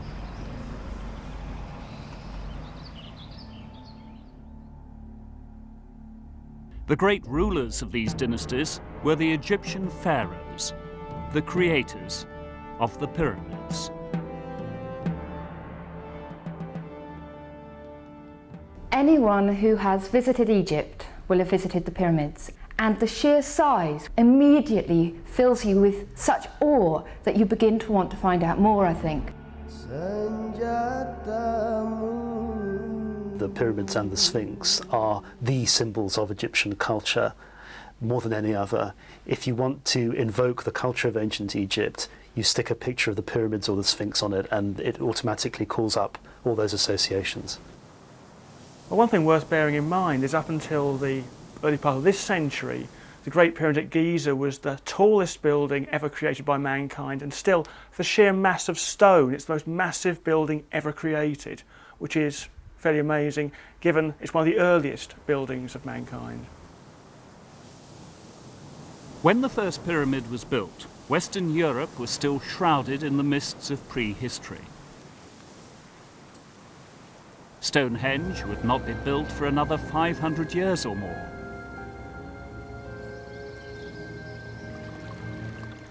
Civilization grew in Egypt, as it would elsewhere, on the banks of a river, the Nile, the great life provider in an otherwise hostile environment. The Egyptians considered the river to be a god, and that it was Khnum, the god of creation, who caused the river to swell. The south of Egypt was as arid as it is today. But in the north, where the land was low, lay the wide delta of the Nile, which was cool and marshy. After the river had flooded and receded, the land would be left covered by mud washed down from the African interior. The whole of the Nile Valley would then become fertile. The Nile, I think we can say, was the lifeline for the ancient Egyptians. It was the fact that the Nile flooded every year that meant that the ancient Egyptians had fertile land, and this fertile land enabled them to pretty much every year grow a good enough crop to then feed the people. And if it hadn't been for that annual flooding of the Nile and the new deposit of thick black Nile silt that was laid down each year, then the ancient Egyptians just would not have been able to feed their population. Egyptian farmers could then grow crops such as wheat, barley and fruit, as well as papyrus reeds, from which they made paper. Papyrus was perhaps the single most important crop as far as the creation of a civilization was concerned.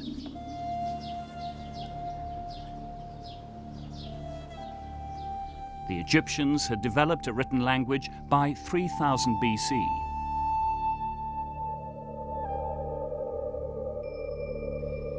The chief minister of the land, under the pharaoh, was also the agriculture minister, which reveals what an important role crops played in Egyptian life. Centuries later, when Egypt was an eastern province of the Roman Empire, it was as an area of arable production that it was most valued. It was cultivation of the land that led to other forms of cultivation. The organization of food production allowed time and manpower for the development of writing, arts and building, and in turn, a highly advanced civilization. The cradle of Egyptian civilization was founded on the Nile's regular flooding and ability to sustain life. The Nile provides all kinds of things. First of all, it's the highway of Egypt. Egypt itself really is constrained to the narrow territory on either side of the Nile, so therefore all transport really could go along there. It also meant that it also was the source of food, fish and so on comes from there. And the inundation, the annual flooding of the Nile, was the whole basis of the agriculture of Egypt. So without the Nile, there would not have been an Egypt, there still wouldn't be an Egypt. But this culture, which relied so much upon the life given by the Nile, was also one which was very much preoccupied with death.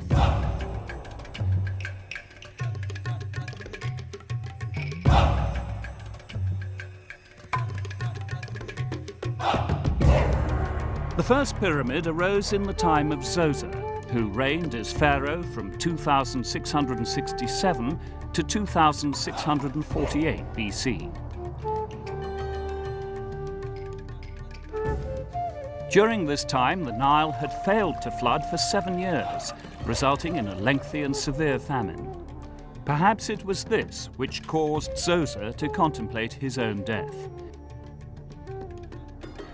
He employed the architect Imhotep to build him a mausoleum, which would be incomparable to anything ever made by man. So important did Zoser deem the task that he honoured Imhotep with the title of sculptor-builder and chief minister of the land. Imhotep is a fascinating figure. His memory survived down through the generations, and by the Greco-Roman period he became a god. But his fame goes right back to early times. Is the fact there was a statue base was found in the enclosure of the step pyramid. It was a statue base of the king himself, and normally such a statue base would perhaps have the king's name and members of his family. But this has the name of Imhotep on it as well. Prior to this, such large structures had been made with mud bricks.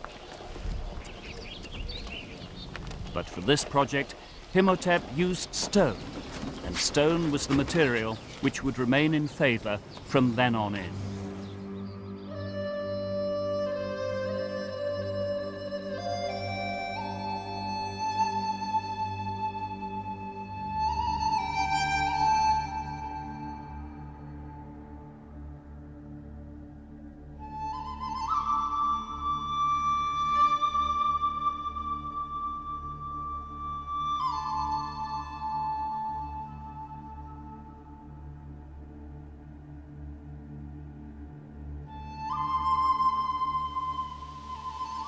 To begin with, a stone base was built 10.5 metres high. This was surmounted by 3 squares of diminishing size, positioned symmetrically and forming steps on the 4 sides. The base was then enlarged, allowing for 2 additional steps. These early pyramids are known as step pyramids and are clearly distinguished from the smooth later pyramids by their giant step sides.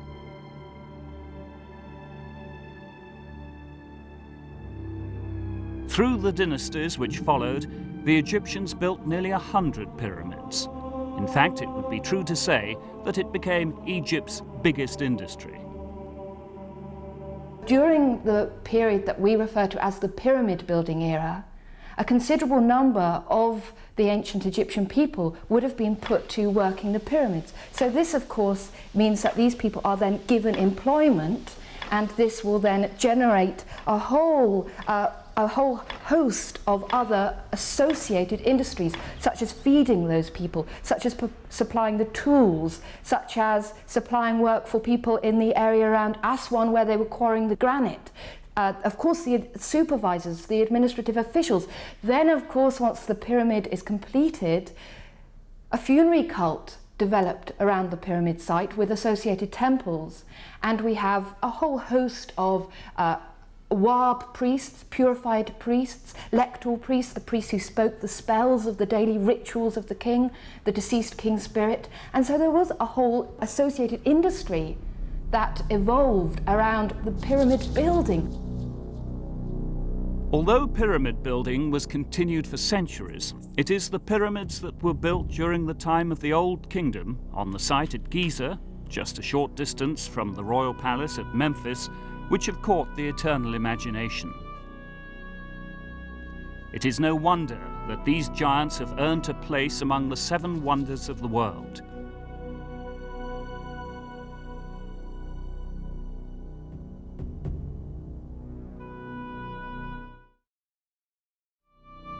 Cheops, who reigned from 2589 to 2566 BC, commissioned a pyramid of such size and splendour that it took 30 years to complete.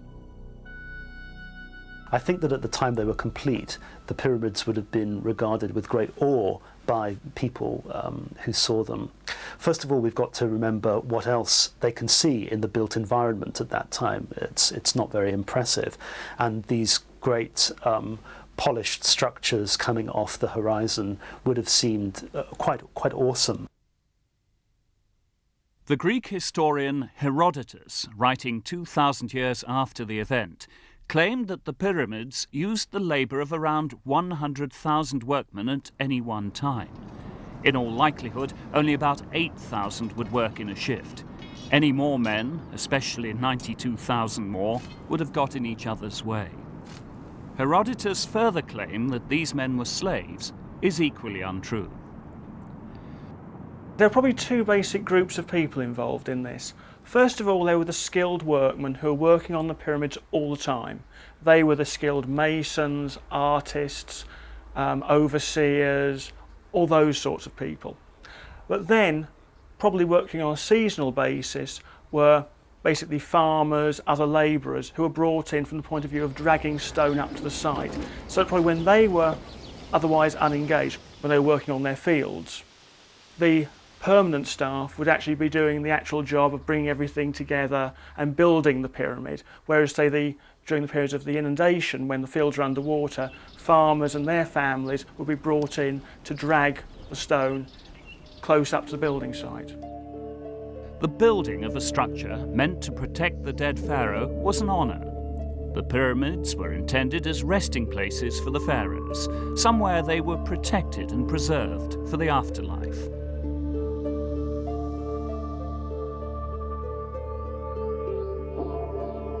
A measure of the honour of the task was that the workers were fed from the royal stores.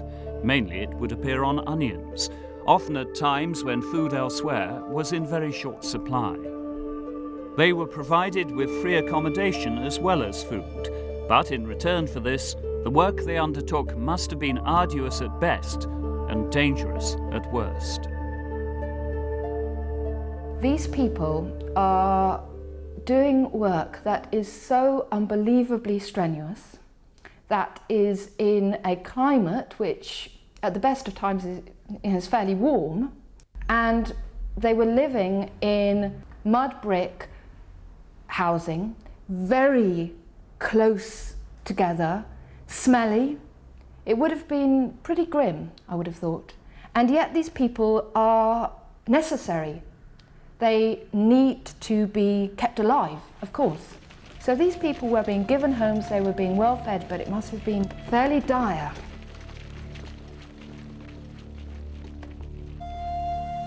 Pyramid building was really a turning point in the history of man, because it was our first large-scale application of technology.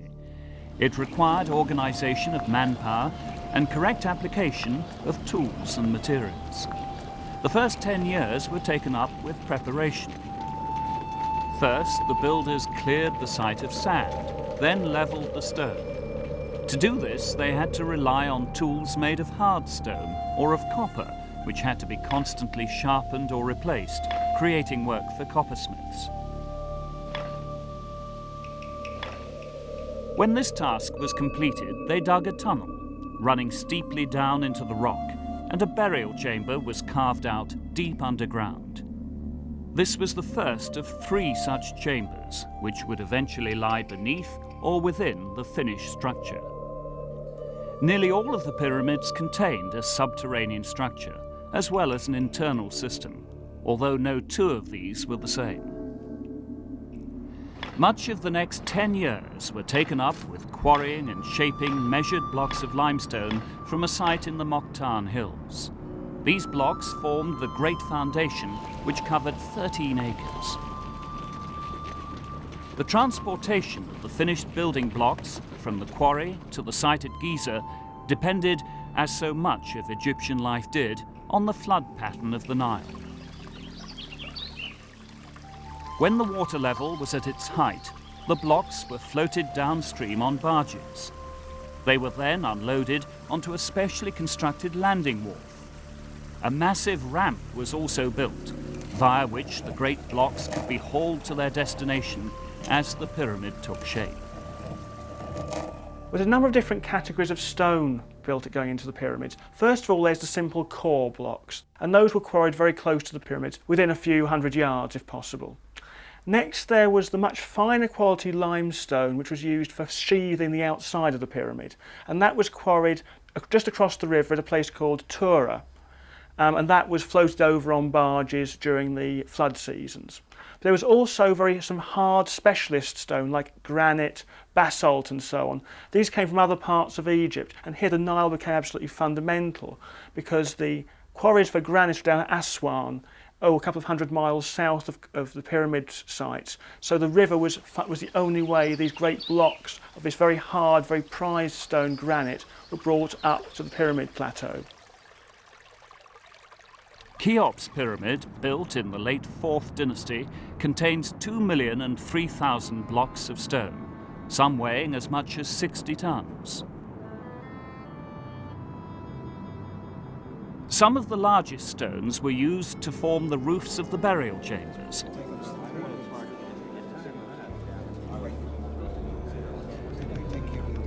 The enormous stone tomb, known as a sarcophagus, in which the body of the pharaoh was to be laid, was first lowered into the burial chamber. The sarcophagus would have been far too large to carry through the complex small tunnels. This was done by filling the chamber up with sand, hauling the sarcophagus on top, then removing the sand from the chamber, which in turn gradually lowered the tomb. The sarcophagus was finally placed into a hole, which was specially prepared for it in the floor of the burial chamber. When this was done, more sand was then piled in, this time forming a mound on top of which the giant slabs of stone could be supported as they were set in position over the chamber. The stones were arranged to lean into one another, forming a roof shape, so that when the sand was removed, each took the weight of the opposing stone. The weight of the stones, which would be built on top of this roof, would further push the stones together. But the inverted V arrangement would ensure that the burden was transferred to the surrounding stones, of which there would be an abundance. The visible structure above the ground, the pyramid we can see, is formed from a mastaba. The first and second dynasty kings were being buried in what we refer to as mastaba tombs, and this is from the Arabic word for bench, because what we have is a superstructure which is a mound, basically. So the earlier kings of the early dynastic period were being buried in subterranean tombs with mound-style superstructures. And what we find is that the later tombs at Saqqara are in fact stepped, mud brick stepped superstructures. So we don't have a leap out of the blue when in the third dynasty Zoser chose to create a stepped superstructure to his burial. What he did decide to do was to make it quite enormous and to create it out of stone. The giant superstructure of the pyramid had the same function as the mastaba, the visible outer monument, rather like the front of the pharaoh's house.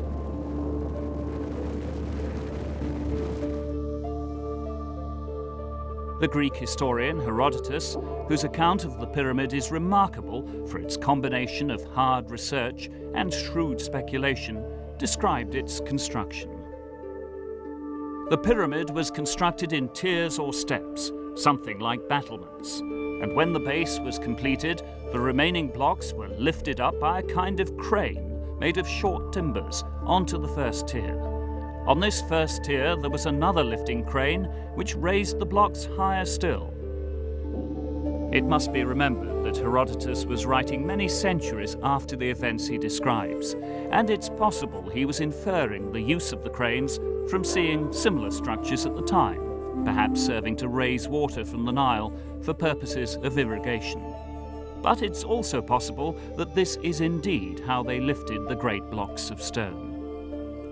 These machines could have been built of timber from the great cedars of Lebanon, from which the Egyptians also built their boats. Herodotus also describes how they completed the pyramid and marvels at the costliness of it all. The finishing off of the pyramid started at the top and worked downwards, ending with the parts nearest the ground.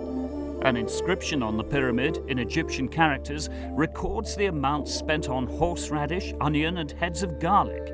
And if I remember what the interpreter who read me the inscription said, the sum involved was 1,600 talents of silver. If this is true, how much must have been spent on the iron used, on other foodstuffs, and on the clothes of the labourers? I think we need to be quite careful about using Herodotus' account of the building of the pyramids. First of all, we need to consider that Herodotus is writing in the 5th century BC, so thousands of years after the pyramids were actually built. Secondly, I think we need to think of Herodotus's broader agenda, which is really to talk about the conflict between the culture of Greece and the culture of the East, in which Egypt obviously plays an important part. So he isn't really trying to write an authoritative and reliable history. He has broader agendas, I think.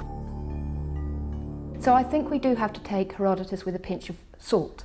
We also have to remember that very likely he was being fed information by Egyptian priests who couldn't necessarily converse in Greek, and so Herodotus was perhaps communicating with them through an interpreter. Perhaps they considered that they wouldn't for one moment tell Herodotus the mysteries of their ancient traditions, and so perhaps they chose to lead him up the garden path.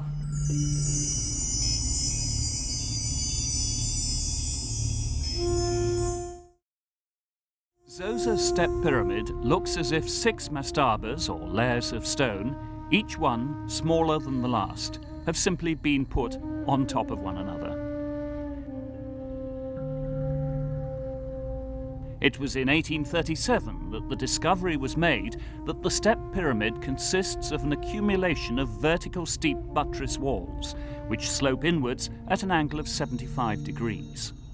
The buttress walls decrease in height in stages towards the outside of the pyramid, giving the impression that it's made up of horizontally formed layers. Imhotep had discovered a way to make tall structures safe, and this stable design formed the basis for all pyramids. But for all the work and all the profound significance that was afforded it on its inception, this pyramid, like those which succeeded it, was to be overtaken by time, both universal and personal. Its religious purpose as a mausoleum was forgotten, and it was plundered by those without the ability or the inclination to quarry stone for themselves. And sand, blown relentlessly into its sides by the desert winds, have eroded it over the centuries.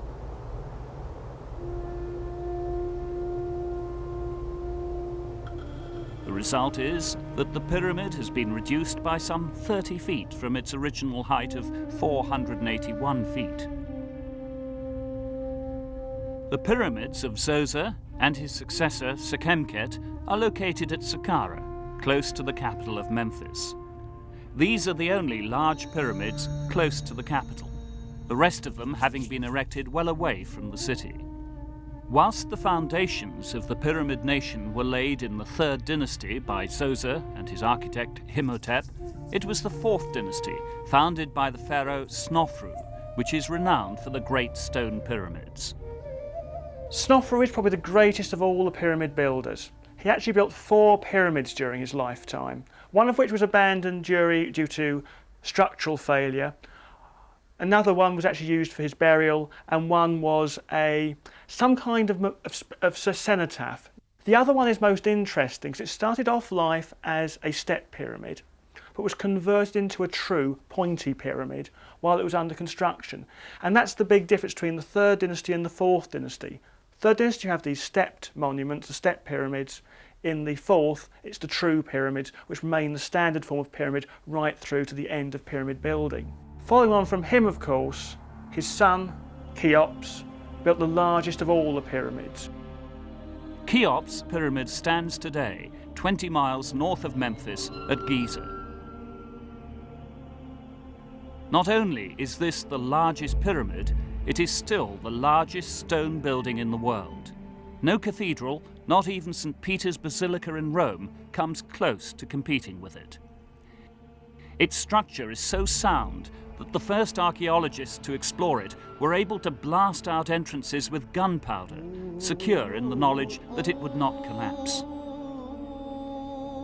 Cheops' pyramid covers an area of 230 meters square, rises to a height of almost 150 meters, and is made up of about 6.5 million tons of limestone. As such, it remains one of the 7 wonders of the world. Originally, the pyramid would have been clad with white Tura limestone, giving it a smooth appearance, but unfortunately, it's been completely stripped of its casing. The pyramid contains a polar entrance in the north face, a feature which is common to all the pyramids from the Fourth Dynasty onwards. By the Fourth Dynasty, the dead pharaoh was regarded as a companion to the sun god, and the circumpolar stars were linked to the king's burial chamber by the direction of the entrance passage.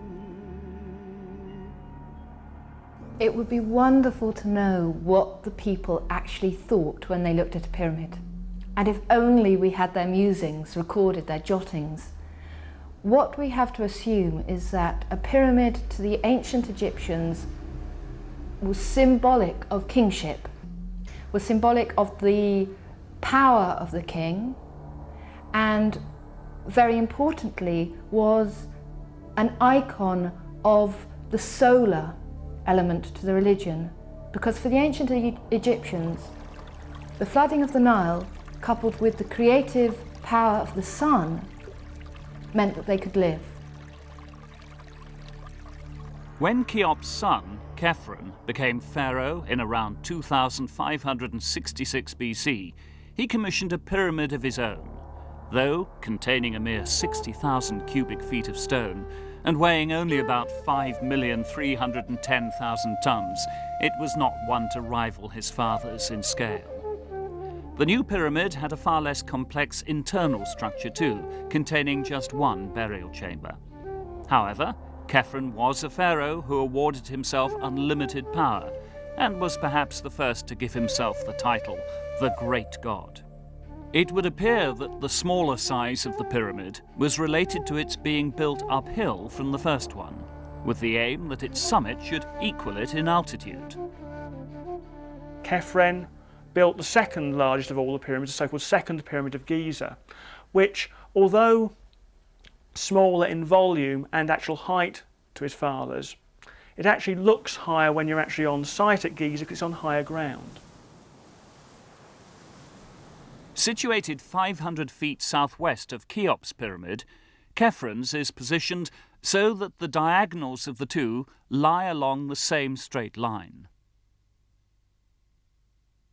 The white Tura limestone casing has remained intact on the upper part of the pyramid, revealing how closely this casing fitted together and how smooth the entire pyramid must have been. Though in terms of size, this pyramid may have been less impressive than its predecessor at 140 meters, it was given a protector which is the only ancient monument in Egypt to rival the pyramids. This monument immediately strikes the onlooker with awe, and in its sheer recognizability, the Great Sphinx.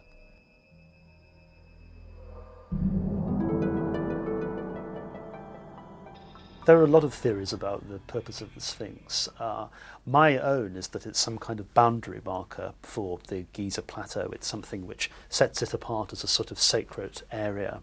But it's important to remember that the Egyptians themselves forget what it's for. So after the Old Kingdom in the 18th dynasty, 1400 years after it was built, it's thought to be a representation of the god Harmachis, Horus of the horizon. And later on, Herodotus is told something completely different as well. So it's important to remember that it is something which slips out of popular memory. The Sphinx, like much of Egyptian antiquity, does remain a mystery to us. And we can only speculate as to why Khephren chose to create out of this natural limestone desert escarpment an incredible monument. A lion-formed body with the human head, with the Nemes headdress. And it's often suggested that this is a guardian figure as it's alongside his valley temple. In Arabic, this giant sculpture is known as Abu el-Hol, the father of terror. Representing a creature with the body of a lion, but the face of a human, it seems to combine the most distinctive attributes of both. The impassive face suggests an enigmatic intelligence. The body exudes power and natural authority. Some believe the face to be that of Khephren himself, set to watch over his last resting place before his journey to the next world. As to the theory that it's a portrait of Khephren, it's difficult. But it does seem to be that a pharaoh is being shown because he is wearing the so-called Nemes headcloth, which is generally an indicator of pharaonic status. So whoever is being represented here, he is in some way anyway a pharaoh. Khephren's son, Mycerinus, also erected a pyramid when he ascended to power. Though smaller again, covering only about half the area occupied by that of Cheops, this pyramid is considered by many to be the finest of those at Giza. Mycerinus's pyramid is interesting because half of its casing stones are actually granite rather than limestone. And as far as one can look at the detail of the building, it's more finely built. There are less rough edges, if you like. But it also really marks the end of the Great period of pyramid building. Subsequent pyramids are far less well built and nowadays look little more than piles of rubble in quite a few cases. So it's on size, Mycerinus's pyramid is much smaller than the previous two. But yeah, the actual effort expended on various elements of it is probably equal to them. Although the pharaohs continued to build pyramids, all the great pyramids were built in a space of just 100 years during the Fourth Dynasty. There was a distinct downwards turn in standards and size in the following Fifth Dynasty.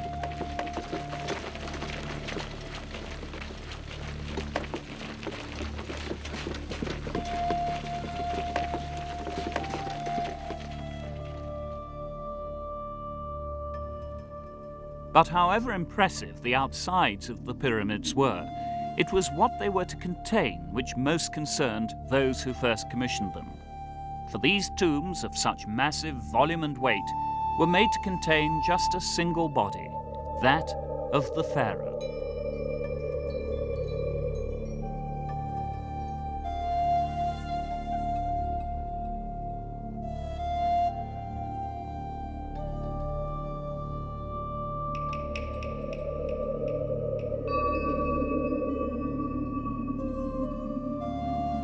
Ancient Egyptians worshipped many gods.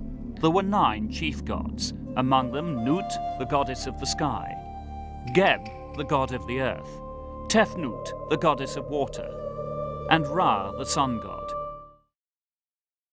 But even he was rivaled in prominence by Osiris, the god of the dead. He was supposed to have been murdered by the evil god Seth, his brother. Osiris having been killed by his wicked brother Seth, and the killing involved being cut up into a number of pieces. Osiris's sister, who was also his consort or wife, Isis, very much associated with magic and healing in Egyptian religion, she then makes this grand pilgrimage to gather together the parts of Osiris's body and then create a whole by embalming and mummifying the body. The kingdom of Osiris, it was taught, lay over the horizon to the west and under the earth. It was in this place that the ordinary Egyptian citizen would hope his spirit would reside after death. The pharaoh, however, was believed to be divine. In fact, he was believed to be Horus, the god who had brought Osiris back to life and who had killed the evil Seth. For him, eternity lay, according to some, in ruling over the kingdom of Osiris, and according to others, in the heavens with Ra the sun god. But like Osiris, it also lay in mummification.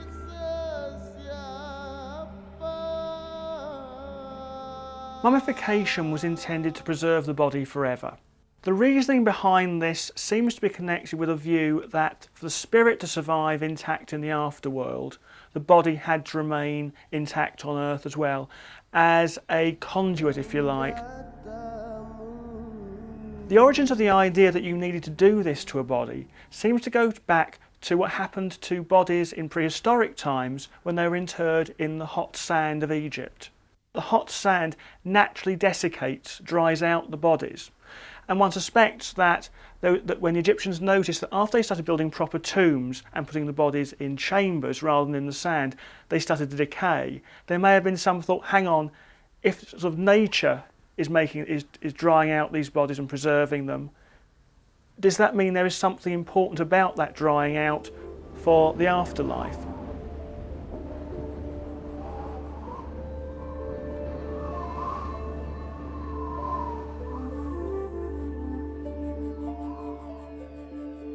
All wealthy Egyptians were mummified, and if they were not wealthy, then they were buried naked on their sides, facing the west, and sand would dry the body, preserving it as effectively. The body of the pharaoh was laid out on a boat beneath a canopy with a lamp burning in its bow. 2 professional mourners representing Isis and Nephthys would stand in attendance. Then the body would be taken down the Nile to the final resting place at Giza, which he himself had commissioned. The great river, whose nourishing floods had sustained his life and provided the means by which the stones of his mausoleum had been transported from the quarries, now served him one more time. The short journey up the Nile represented the journey that the pharaoh would shortly make to heaven. Eventually, the boat in which this journey was taken would be dismantled and buried by the mortuary temple at the base of the pyramid. Facing west, it would wait to take the pharaoh on his final voyage to the kingdom of Osiris. The next 70 days would be taken up with mummification by priests of the Guild of Embalmers. The remains were then washed and infused with natron, and then each part was separately bandaged. The ancient Egyptians used this naturally occurring salt, natron, to dry out the body artificially and then wrapped it in linen bandaging and used other various ingredients to create a preserved body. The entrails, the heart, liver, stomach and intestines were kept in 4 canopic jars, on which were carved the heads of the gods thought to protect these organs. After the mummy had been lain in a wooden coffin, the priests performed a religious ceremony called the Sach.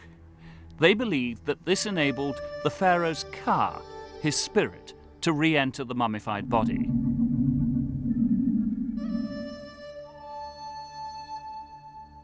Like the Vikings many centuries later, the Egyptians believed in supplying the dead for their journey to the New World. The burial chambers in the pyramids were provided with jewellery, incense and clothes. Food, or even stone representations of food, were often left. The pharaoh would need sustenance for his journey. In fact, thereafter, priests would regularly leave offerings of food at the pyramid to provide for the pharaoh's Ka. The Egyptians have quite a complex set of beliefs about the nature of the body and the spirit. First of all, the personality is split into multiple parts. So it's very different from this Western idea of the body being the corporeal element and the spirit being just one thing. So for instance, not only do you have the Ba and the Ka, which are the ones that people are most familiar with, the Egyptians also have other spiritual components, such as the Ach, which is the transfigured part of the personality when it attains union with Osiris, the Shut, the shadow, and the name. There are many, many other parts of it. The priest's next ceremony was that of opening the mouth. These involved statues of the pharaoh, sculpted by the royal sculptors on lines laid down in the official book of the artist. Their creation, as well as their final use, was a matter of religion.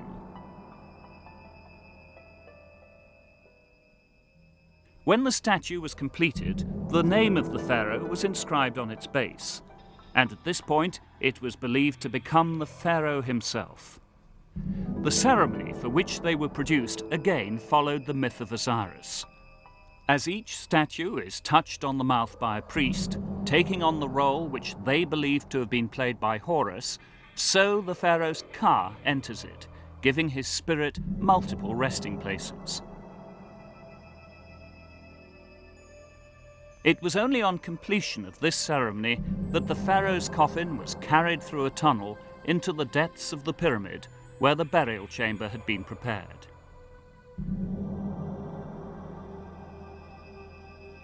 Lowered into the sarcophagus, covered by the great stone lid, which was then sealed, the mummified remains were left to take their place in eternity.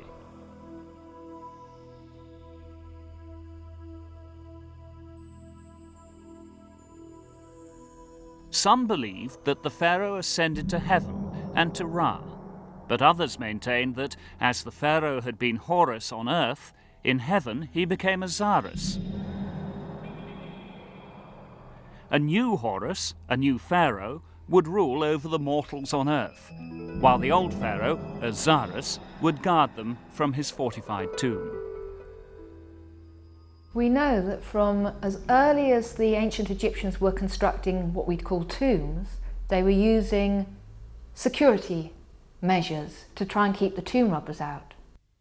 But, ultimately, the fortification proved inadequate.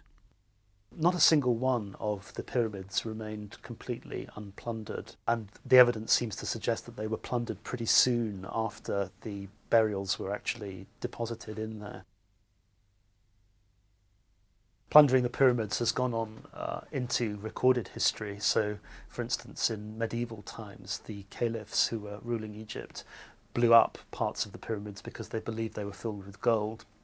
And then in the 19th century, when European collectors start getting very interested in Egyptian monuments, that's when large-scale looting goes on.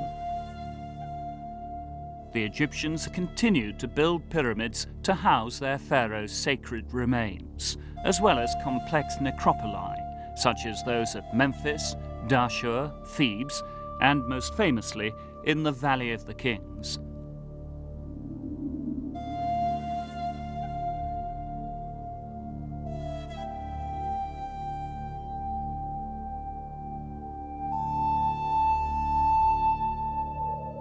But none of these would rival the pyramids at Giza for scale or endurance. All of these structures were built with one purpose in mind: to cheat the passage of time and defeat death, as Osiris had. Yet, if the almighty pharaohs failed to cheat death, they did, in their commissioning of the pyramids, at least leave a legacy. The pyramids, probably more so than any other monument of the past, seem to have gripped the human imagination. They were a tourist attraction even in ancient Egyptian times. And of course, the pharaohs themselves would have absolutely welcomed this, because the whole idea in Egyptian belief was if your name survived on the lips of the living, you survived for eternity. People, I think, are still fascinated by the pyramids because they are so enormous and because they are so old, and people are still studying these structures because we actually know so little about them. There is still so much to learn about the pyramids, and that, I think, is why people continue to be mystified by them or inspired by them, and very importantly are still studying and researching those pyramids. But the pyramids, it must be remembered, were emphatically not the work of just one man. There were astronomers, architects, engineers, not to mention the legions of labourers who were needed to complete each massive project. And it is perhaps these people, as much as their ruler, who live on to some extent in the weathered, ravaged remains of the Great Pyramids. It is perhaps their Ka which inhabits the stone.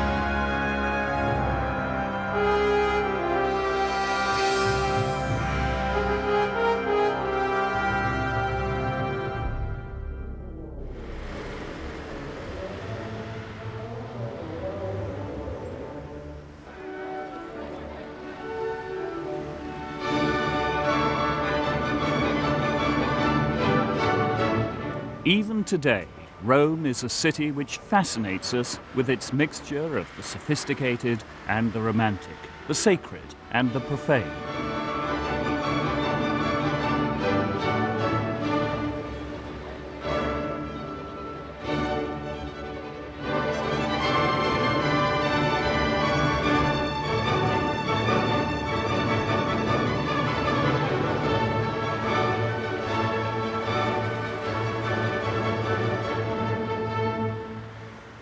This modern, bustling city is also the place where the treasures of the Renaissance stand side by side with the stark edifices of Mussolini's Italy. And in amongst it all are reminders of the great civilization which stood on the same 7 hills.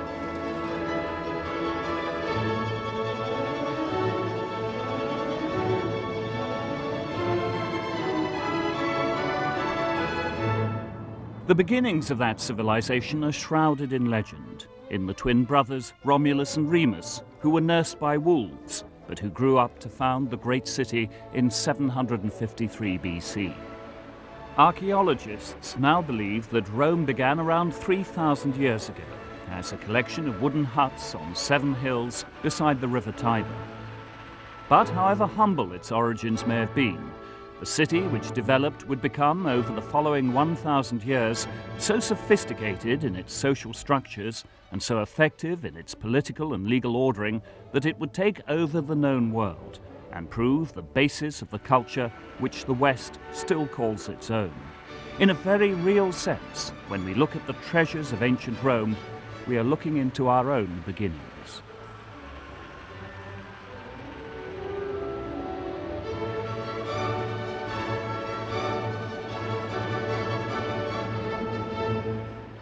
You think of all the things we've got from Roman culture, its language, Latin, its law, a tremendous amount of our artistic and architectural heritage is ultimately derived from the Roman world, and of course ancient Rome as the heart of that ancient world is potentially the source for everything that we understand to be classical civilization.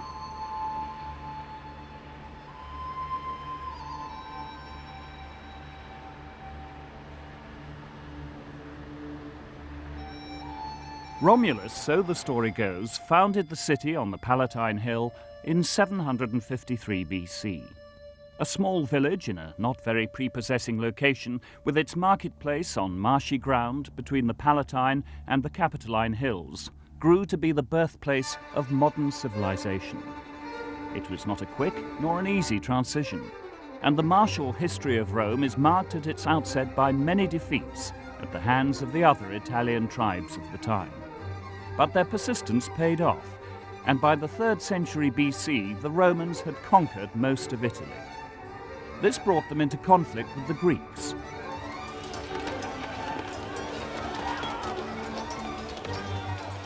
It was the conquering of this more advanced people that propelled the Romans into becoming great cultural as well as great martial imperialists. The arts and sciences of Greece flowed into Rome. Medicine, astronomy, literature, rhetoric, and of course, architecture. The Romans had the largest empire that the Western world has really ever known in terms of the physical extent of it. And in the sense that they conquered the whole of the world in terms of peoples and places, they also conquered nature to some extent. If you think about Roman roads, Roman aqueducts, Roman harbours, they were changing the shape of the whole of the landscape, cutting roads through mountains, making tunnels, cuttings, taking water over land, so therefore making rivers, making solid structures in the sea. But you can also see it if you actually look at the city of Rome itself, because although Rome started off as a city on 7 famous hills, but also perhaps another 3 or 4, not all of these hills are now anything like the shape they were when the Romans began. Particularly something like the Palatine Hill has been levelled on the top, it's been extended on the sides. The building of Domitian's palace, for example, involved cutting away part of the hill to create the sunken stadium, but also building up and terracing out towards the Forum. And the sort of views and panoramas that we get today are largely a result of Roman reshaping of the whole of Palatine Hill. The view from the Palatine Hill is perhaps the best preserved of its features, a feature, of course, which owes its existence to no human architect. In the distance, the original occupants of the royal palaces would have been able to see the Temple of Jupiter on the Capitoline Hill, and in the valley below they would have seen the Roman Forum.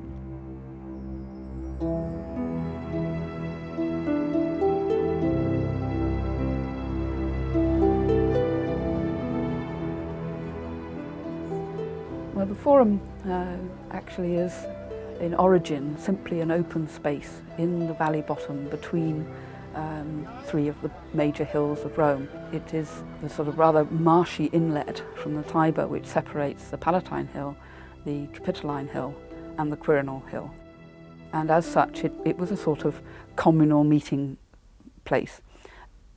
Parts of it on the fringes seem to have been used as cemetery, but the main sort of central part gradually grew up as a marketplace and as a political centre.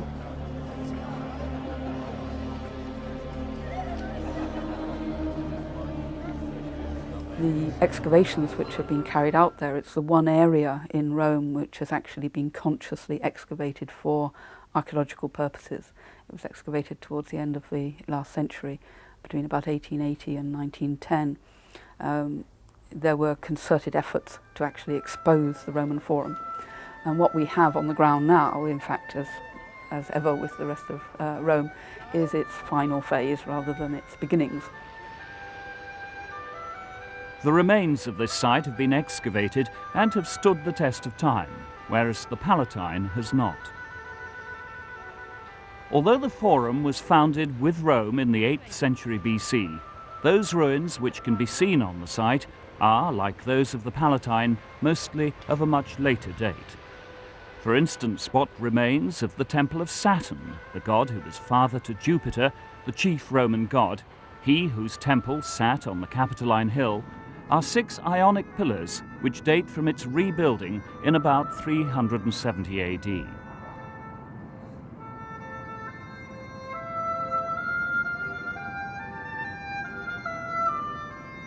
There is nothing left of the original, which was built in 497 BC.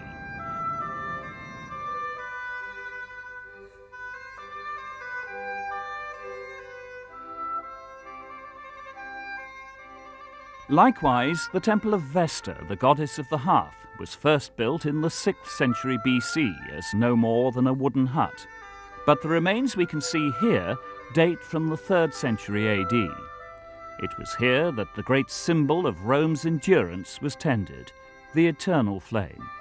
Its maintenance was entrusted to the Vestal priestess, and the sacredness of their vocation was such that each was expected to swear an oath of chastity and to keep it on pain of being buried alive.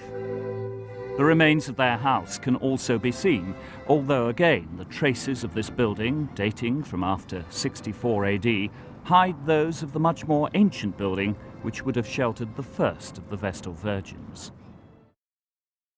Beyond this can be seen the most famous of the treasures of ancient Rome. And this is no solemn place of worship, dedicated to a god or deified man, nor is it an arch erected to celebrate some triumph by a great emperor. It is a monument to the Romans' ability to enjoy themselves, and enjoy themselves in ways which would turn the stomachs of most people today.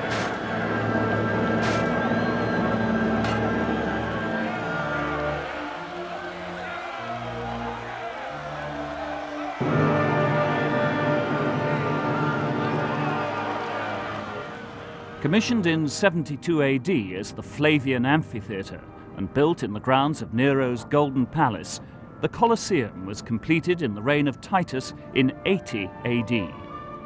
That any of it remains is a wonder. That despite being used as a quarry throughout the Renaissance period, it is still a mighty structure is a miracle.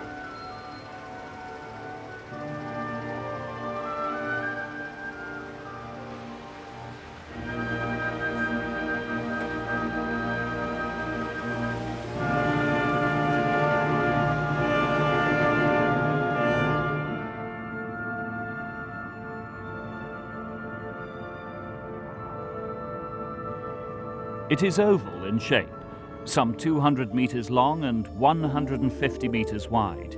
It was made of concrete and stone, 500,000 tons of it, more than the weight of the Empire State Building, and faced originally with marble.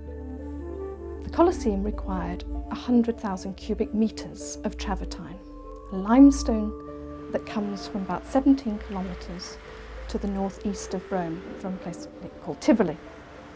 And this would have been brought by water down the Anio and into the Tiber, and then landed on the docks, perhaps the other side of the Palatine. It then had to be brought by cart through the streets, and that's just one of the many materials that went into building the Coliseum.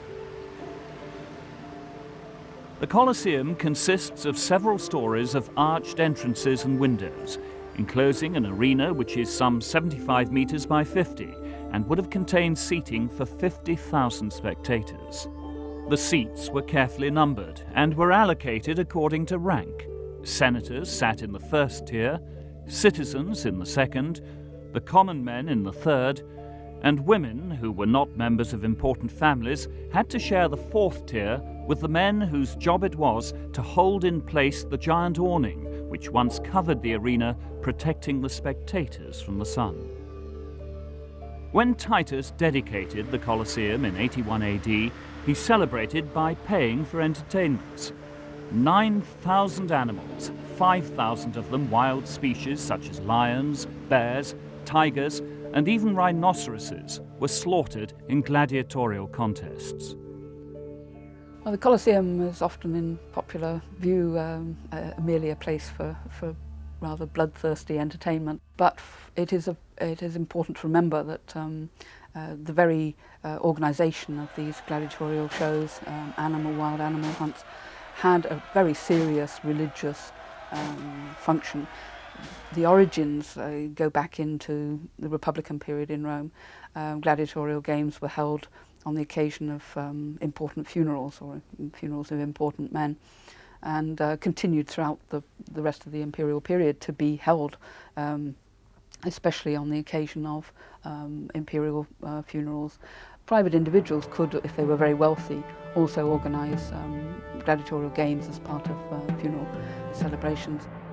But the Colosseum would be used principally for one major festival in December, which was the point at which the magistrates of the city changed over. It's the whole yearly cycle of political and religious existence in the city that the incoming magistrates would pay for a set of games in the Colosseum. And the ritual itself was thought to be both hardening, as it were. It was a shocking experience to see people killed, but it was meant to be bound up with the idea that Roman society as a whole required that sort of ability to confront death. An interesting and surprising detail of these games is that they seem to have involved female gladiators. When the Roman writer Martial wrote a book celebrating the games, he noted that noble tradition tells how Hercules slew the lion in the wastes of the Nemean Valley. Let the ancient tale be reduced to silence. After your shows, Caesar, we can say that we have seen such deeds performed by a woman's hand. There is, however, no evidence that the Colosseum was ever the venue for the sacrifice of Christians to the lions. Today, the underground passages where animals were caged are exposed to the air. Originally, a wooden floor would have lain over these, which would have been covered with sand to resemble solid ground and to soak up the blood.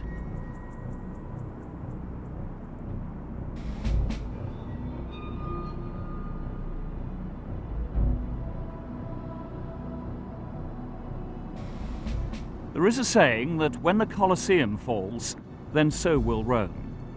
Despite the ravages of time and of looters for its marble, the great amphitheatre still gives an impression of solidity and of endurance. But perhaps the old saying is behind the several attempts, one still being contemplated today, to restore it to its ancient glory.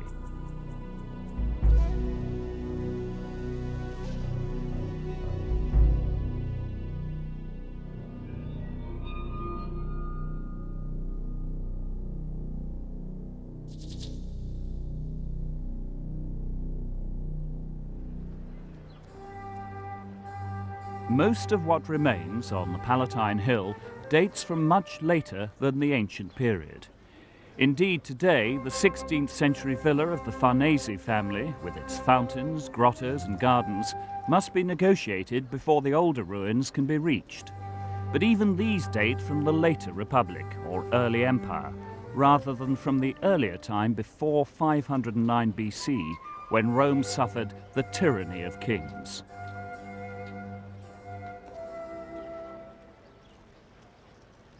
The Palatine Hill was the site of imperial residences. Indeed, the word palace is derived from it. However, there is little left, and nothing which could be called palatial. Time has not been merciful to the buildings which once housed the most powerful men in the world. The earliest traces of settlement on the site of Rome have been found on the Palatine Hill, which the Romans themselves thought of as being the initial focus of settlement.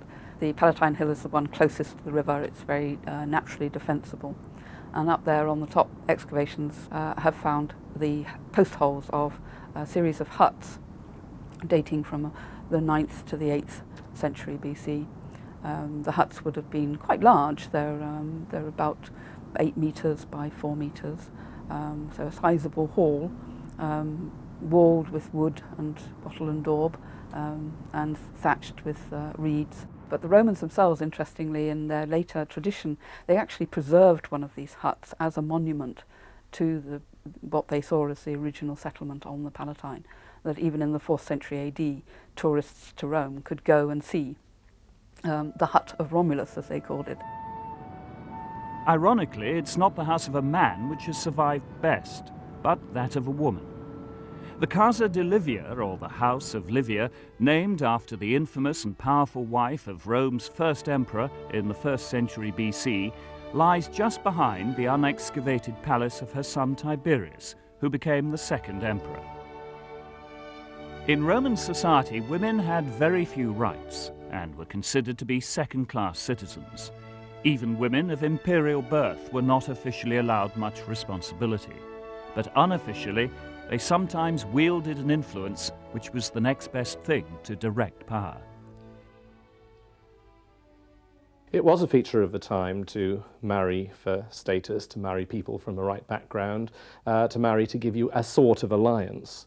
But these alliances shifted. It's interesting to see how Caesar marries and then remarries.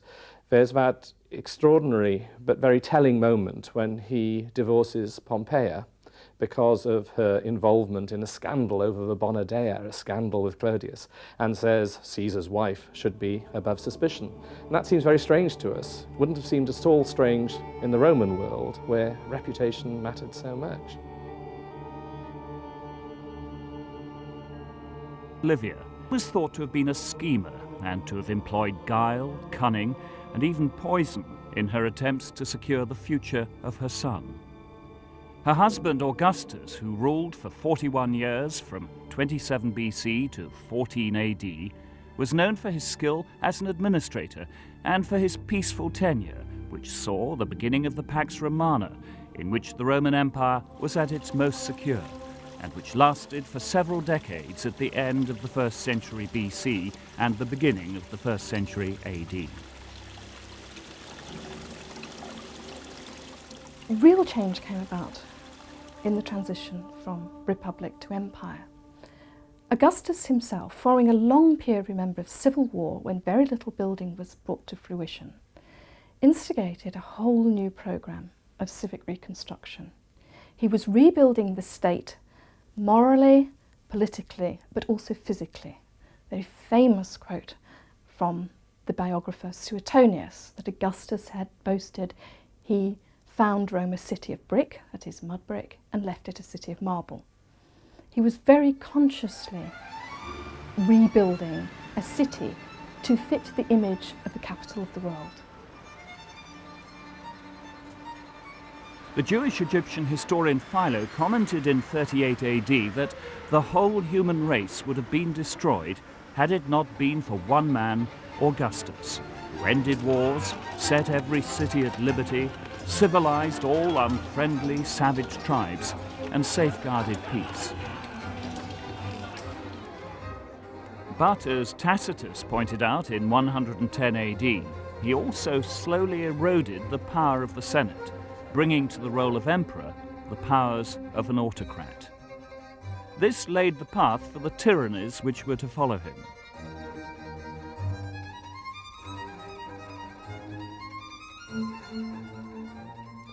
Everybody had an agenda.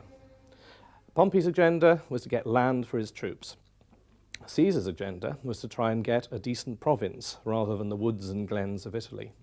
And Crassus's agenda was to get a command, get a glory, to establish himself as a frontline figure in Rome. The Senate's agenda, or their opponents in the Senate's agenda, was to stop them. There was this perpetual struggle to prevent any individual from getting too big. Augustus was also a great patron of the arts. Virgil, Horace, and Ovid all flourished under his patronage, although the last of these eventually fell from favour and was finally exiled. Virgil's great masterpiece, the Aeneid, was dedicated to the emperor, who, like the poem's hero Aeneas, was said to be descended from the goddess Venus. Aeneas was also the founder of the Roman people, and Virgil intended his characterization to embody the qualities of purposefulness and service which he knew Augustus valued. The other change that Augustus brought out was that after his reign, only the emperors were able to build temples or other major public structures. If you think about the famous buildings, they are the Forum of Augustus, the Forum of Trajan, the Baths of Caracalla. All of these major buildings are named after the emperors. Or the temples, they're rebuildings, the Temple of Castor and Pollux, Temple of Antoninus and Faustina, the Pantheon itself, are all buildings built by, for the emperors. No other individual leaves his name on a building after the time of Augustus.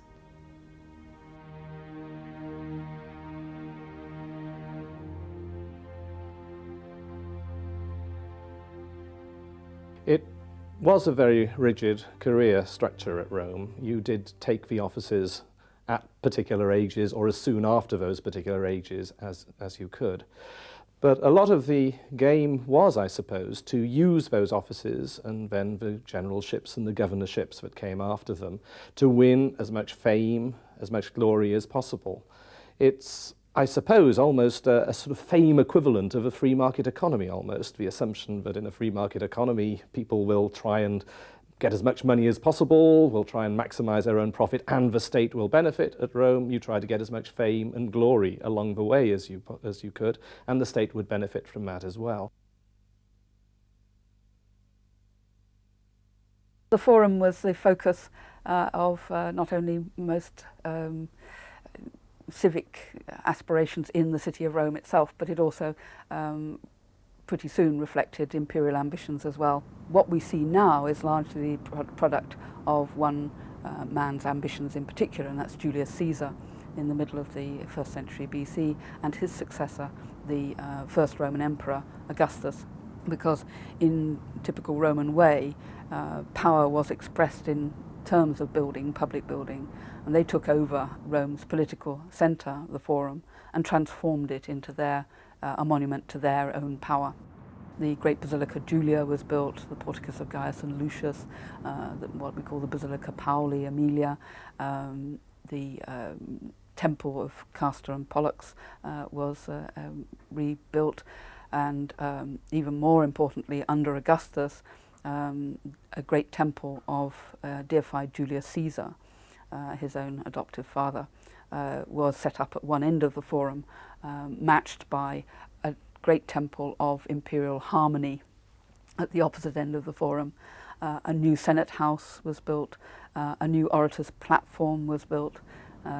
It became essentially a sort of dynastic monument to the Roman emperors and the basis on which they claimed power. Augustus's stepson Tiberius became emperor in AD 14, and was by all accounts equally as effective as chief administrator. His image was fatally tarnished, however, by the fact that he misused the power which Augustus had brought to the position of emperor in pursuit of more selfish ends. Most sensationally, he's believed to have indulged in bizarre lusts and habituated a holiday palace on the island of Capri, which became notorious as a site for his sexual experimentation. This, along with his awkward and pimply appearance and his propensity for drunkenness, did not make him popular, and his death in 37 AD was greeted by cries of "Throw Tiberius in the Tiber." It was during his reign that in the Roman province of Judea, the leader of a Jewish cult, Joshua ben Joseph, was executed by crucifixion.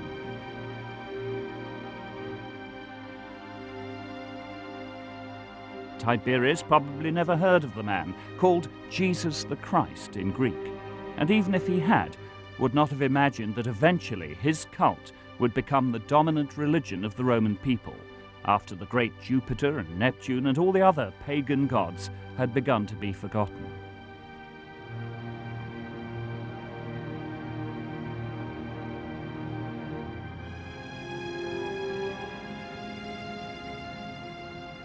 The site of his mother's house is relatively small and simple next to the sprawling magnificence of the Palace of Domitian, which dates from the end of the 1st century AD.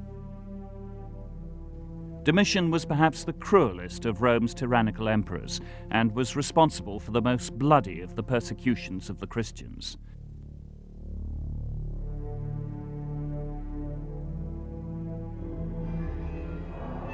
It is perhaps apt that he came to one of the bloodiest ends to befall a Roman emperor when he was murdered by an ex-slave in 96 AD.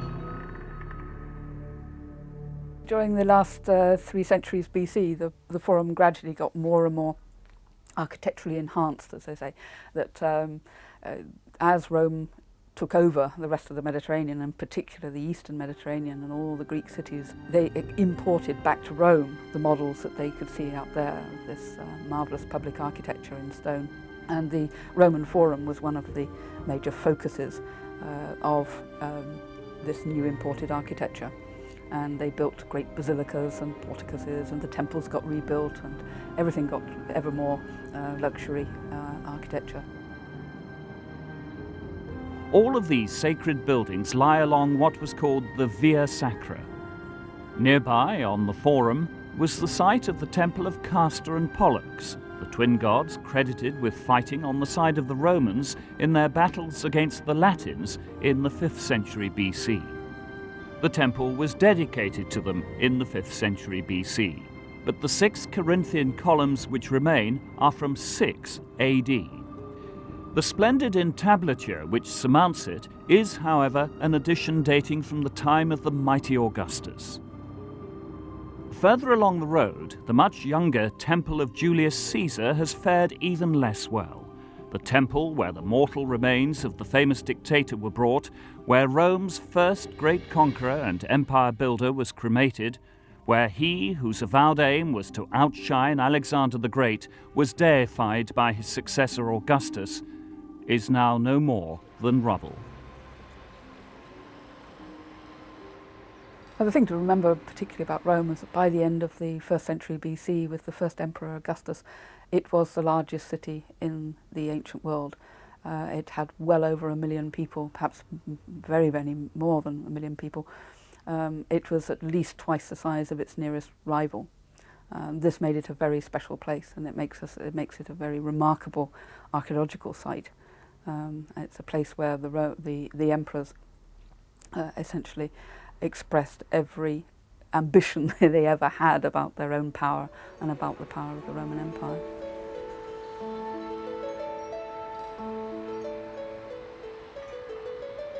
Later temples remained places of worship long after the old gods and deified emperors to which they were first dedicated had been forgotten or ignored. On the Via Sacra stands the temple of the deified Antonius Pius and Faustina, which dates from 141 AD, but which, since the 11th century, has been a consecrated church, the church of San Lorenzo in Miranda. Only the porch and frieze of the original temple remain. If a building could find another use, and most notably as a church, it stood a stronger chance of survival, and a number of very important Roman buildings have been protected in this way.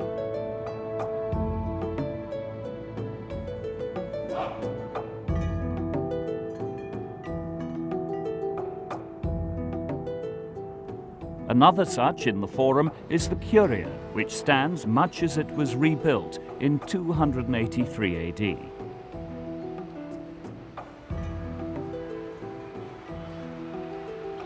This was originally the meeting place of the Roman Senate, but owes its remarkably good condition to its conversion to use as a place of Christian worship.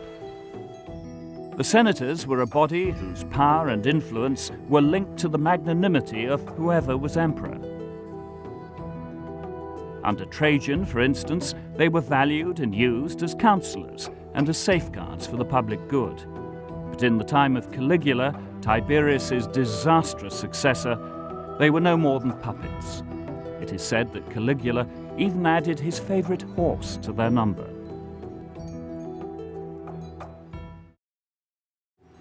Christianity became the dominant religion of the Romans only after it was adopted by an emperor in the 4th century.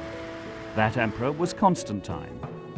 It may be that Constantine's worship of Christ was merely a development of his earlier devotion to the cult of the sun god. But legend has it that before the battle he fought against Maxentius over the Milvian Bridge in 312 AD, he had a dream in which he saw the sign of Christ.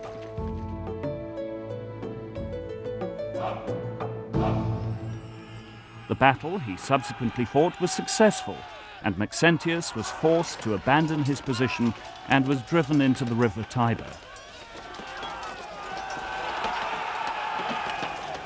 Whatever the manner of his conversion, it had real consequences for the Christians of the Roman Empire, who were recovering from one of the cruelest of their persecutions under Diocletian.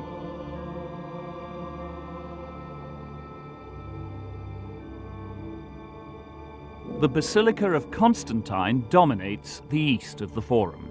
This massive structure, begun by Maxentius in about 306 AD, but finished by Constantine, was amongst the last great buildings to be constructed in Imperial Rome. The nave is thought to have reached a height of 40 meters. A whole new series of forums were built subsequently. The old Roman Forum was not the only one for the whole of the later history of Rome, and all of them in their way took their model from the original Forum. These are the ones where all the great ceremonies of state would take place. Imperial funerals were staged, you name it, any sort of major expression of political and social and religious activity in Rome still was focused predominantly or took place by way of the Forum. As the emperors conquered more territories, the great triumphal procession, for instance, which started on beside the Tiber, down on the plain of the Field of Mars, the god of war, proceeded up into the Forum, out of the Forum, and then back into the Forum on its way up to the Capitoline Hill. The Forum was integral to later Roman ceremony as much as it had been in the earliest days, but it was transformed architecturally into an expression of the great might of the Roman Empire.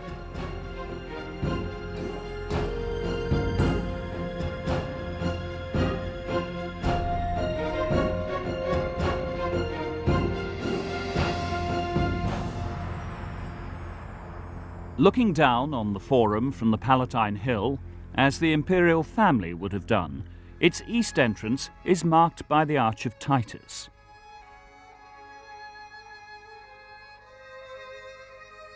Titus was emperor for just 2 years and was a man of dangerous charm and, like Tiberius and Nero before him, of strange lusts.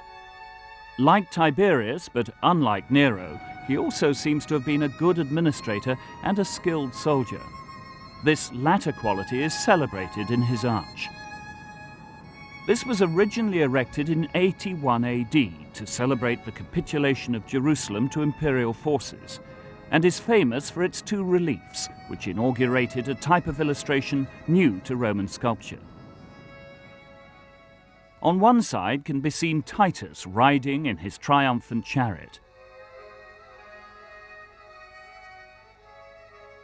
On the other, another part of the triumphal procession carries the booty off from the Temple of Jerusalem.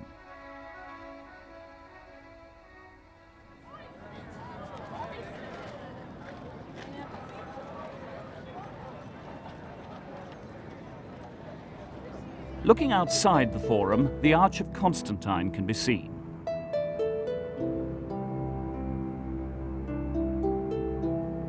In marked contrast to the Arch of Titus, this one symbolizes the transition of Rome from pagan stronghold to center of Christianity.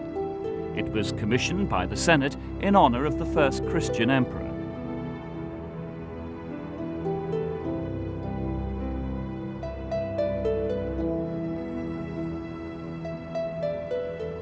It's covered by old reliefs culled from older edifices, monuments to Hadrian, Trajan, and Marcus Aurelius.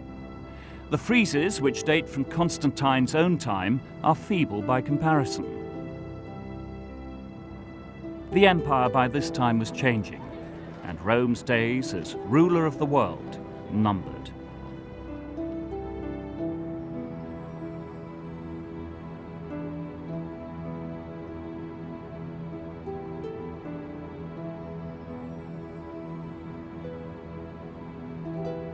One of the greatest desecrations ever committed by a 20th century politician against an ancient legacy must have been that committed by Mussolini against the Fori Imperiali.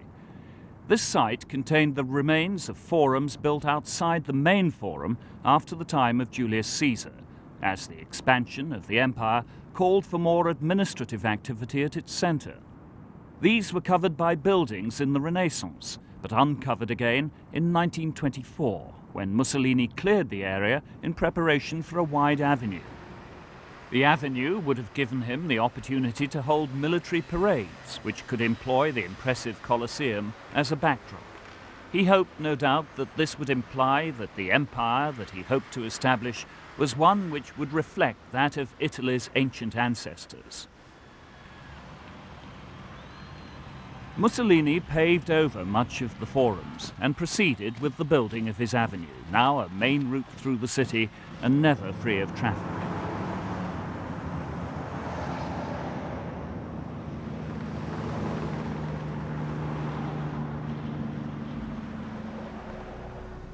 Chief among the surviving treasures is Trajan's column, which holds a set of narrative reliefs spiraling up it.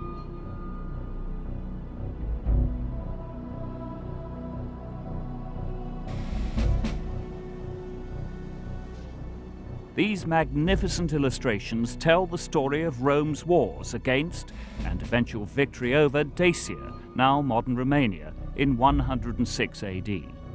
They're famed for the realism of their detail.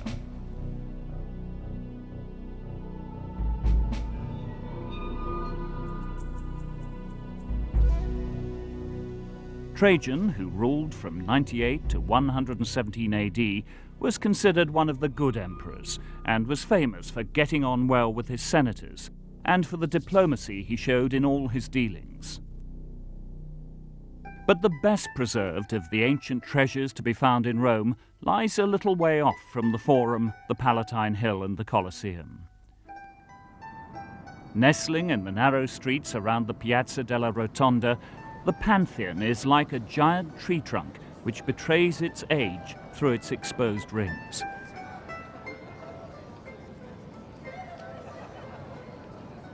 Originally, this location would have been the Campus Martius and would have been equally as crowded, with offices, public baths, and temples. Entering its domed interior would have been like stepping from chaos into serenity. This awesome building spans the centuries not as a dead relic, but as a living building, constantly maintained, constantly growing.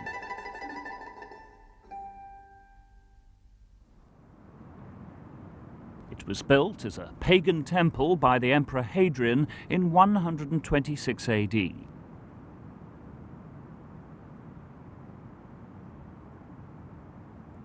Perhaps not surprisingly, because it is the best preserved of all Roman buildings anywhere in the Roman world. The Pantheon has been the subject of the debate ever since the Renaissance. It's particularly unsatisfying to trained architectural eyes because there seems to be a misfit between the porch, the part you go in through, and the circular domed interior. It's also enigmatic in terms of its function. Our literary sources, our ancient sources, hardly mention it at all. It may have been dedicated to all the gods, hence Pantheon. It was also certainly used by Hadrian as an audience chamber. It's certainly not a temple in the normal Roman sense of the word.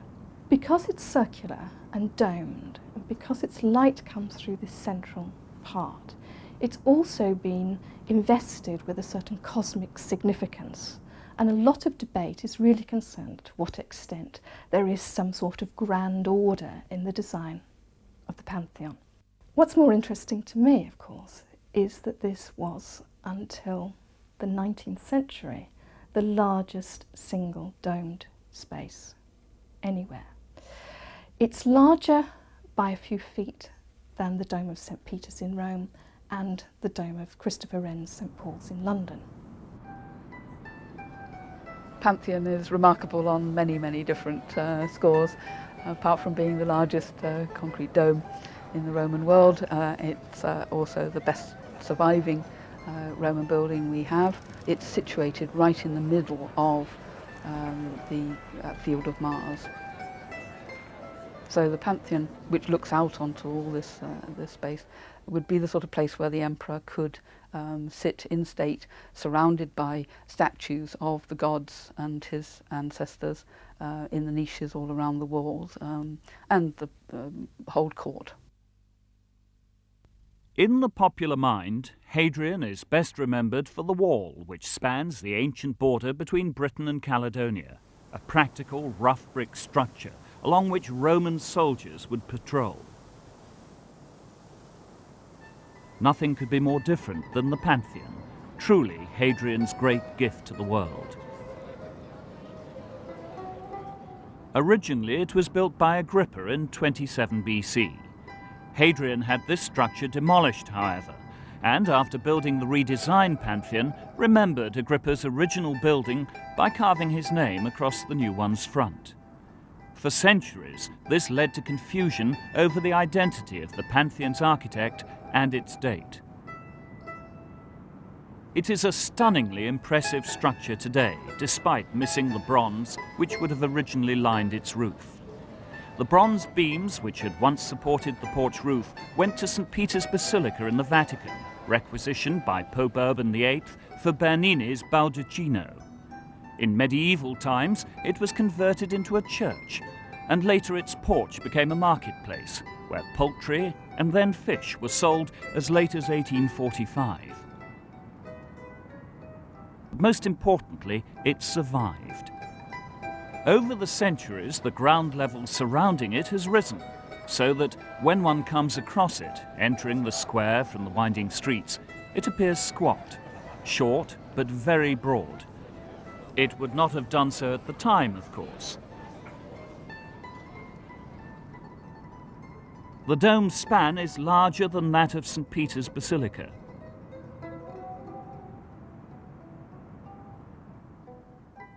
Its oculus lets in just the right amount of light to give the interior an ethereal quality. At the rear can be seen friezes from the Basilica of Neptune which adjoins it, but elsewhere are Christian chapels and tombs. Italian kings are buried here, and so are artists, including the great Renaissance painter Raphael. This building takes us vividly back to ancient Rome and shows us its best side, the tranquil opposite to the blood and guts entertainments held in the Coliseum, the centre of calm in the midst of a bustling city, and perhaps a site of reflection at the heart of an ever-growing, ever-warring empire.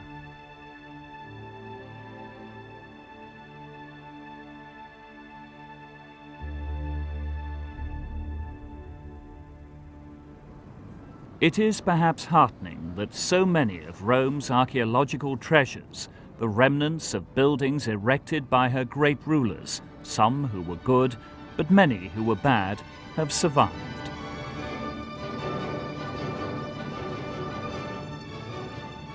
We in the West are fortunate to be able to claim this sophisticated civilization to be our own, offering up its tales of history and showing us the origins of our cultured and civilized world.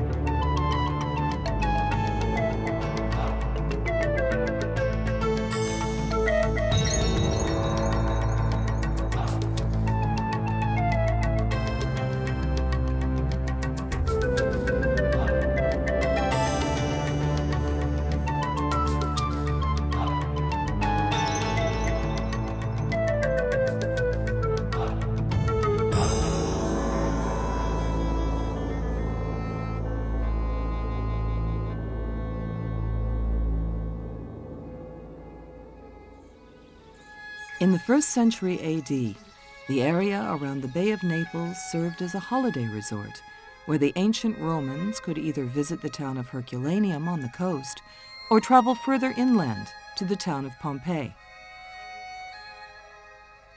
The area, it seems, was used mainly by wealthy Romans. Pompeii itself had impressive civil buildings, sports arenas, theaters, and temples. In Herculaneum, villas lined the Bay of Naples decked out with fine furnishings. In their prime, these villas must have been an incredible sight.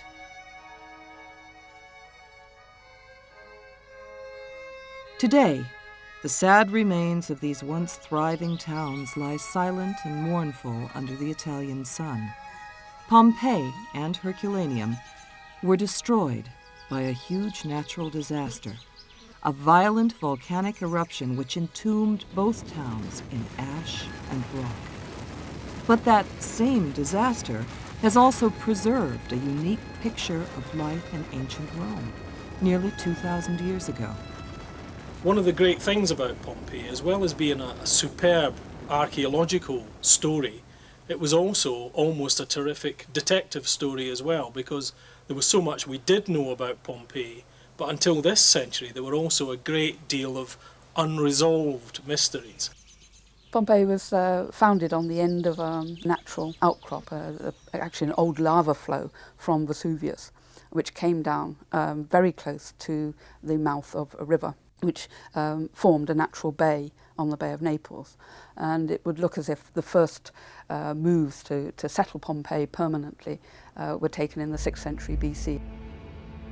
When a natural catastrophe strikes, it is often unexpected and brings with it terrible consequences. The unexpected eruption of Mount Vesuvius was one of the most violent natural disasters of all time.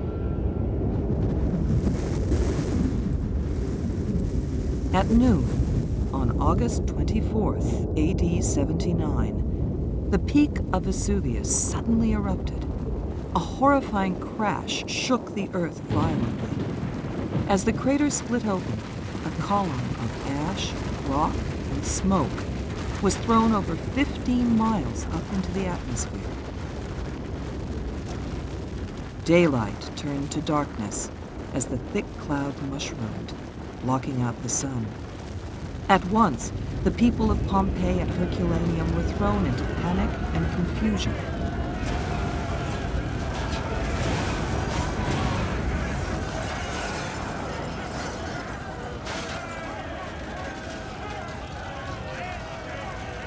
It seems that only a few people died in the initial eruption, but the next day, thousands were entombed in Pompeii, taken by surprise by the powerful explosive flow of red-hot rock and ash. The red-hot ash and debris from the volcano, when it comes tumbling down the side of the mountain, is almost gelled together, so it becomes a kind of liquid, like a river. It flowed down over the mountain and through the city, and it was this that did this destruction in Pompeii. It had begun like any other summer's day. The sky was clear, and the sun shone brilliantly. The shimmering water of the Bay of Naples was calm and turquoise blue. The lush green slopes of Vesuvius provided the dramatic backdrop for the summer scene. People were going about their daily business, and the rich, safe town of Pompeii hummed with activity.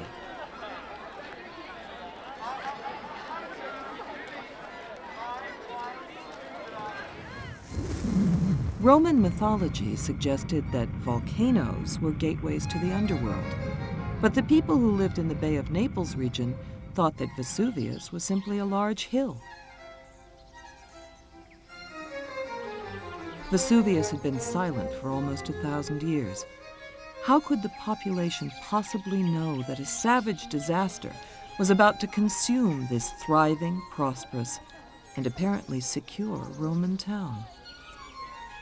Therefore, no one knew or recognized the significance of the warning signs. Over the previous few days, there had been some minor earth tremors. All local sources of water had dried up. As morning broke on August 24th, AD 79, the weather was excellent. People moved on with the business of their daily lives. The market stalls were open.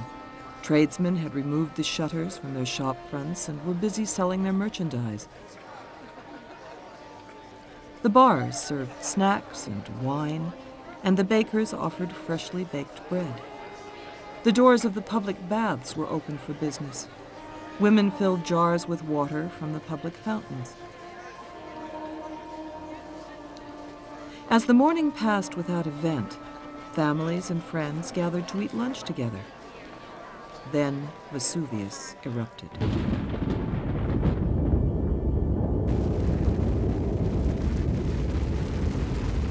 The huge explosion drew people out into the streets. As they stood aghast, looking at the volcano, the burning rock, ash, and pumice poured out of the crater. The sun vanished, and Pompeii was plunged into darkness. Chaos broke out as people panicked and fled. For the next 12 hours, there was a constant heavy downfall of scorching pumice and ash. It buried Pompeii and Herculaneum under 6 feet of debris. The traditional explanation is that all those who died at Pompeii were buried under the fallout from the volcano. It was only after close studies of the 1980 eruption of Mount St. Helens that the real truth about the fate of Pompeii became graphically clear.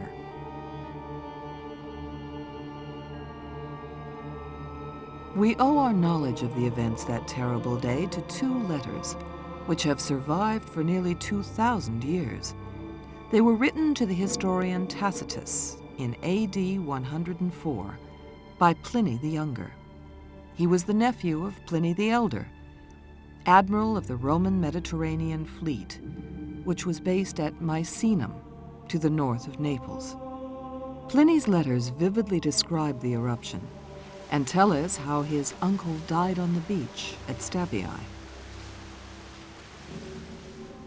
Pliny the Elder was a keen scientist and wished to see the results of the eruption at close hand. So he ordered a ship to be rowed across the bay, hoping to save as many people as possible. He left his nephew behind at Misenum.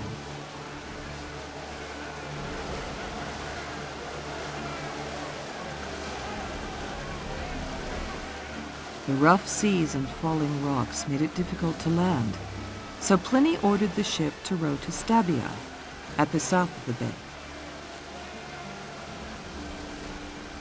While trying to reach the shore, Pliny the Elder was overcome by poisonous fumes and died.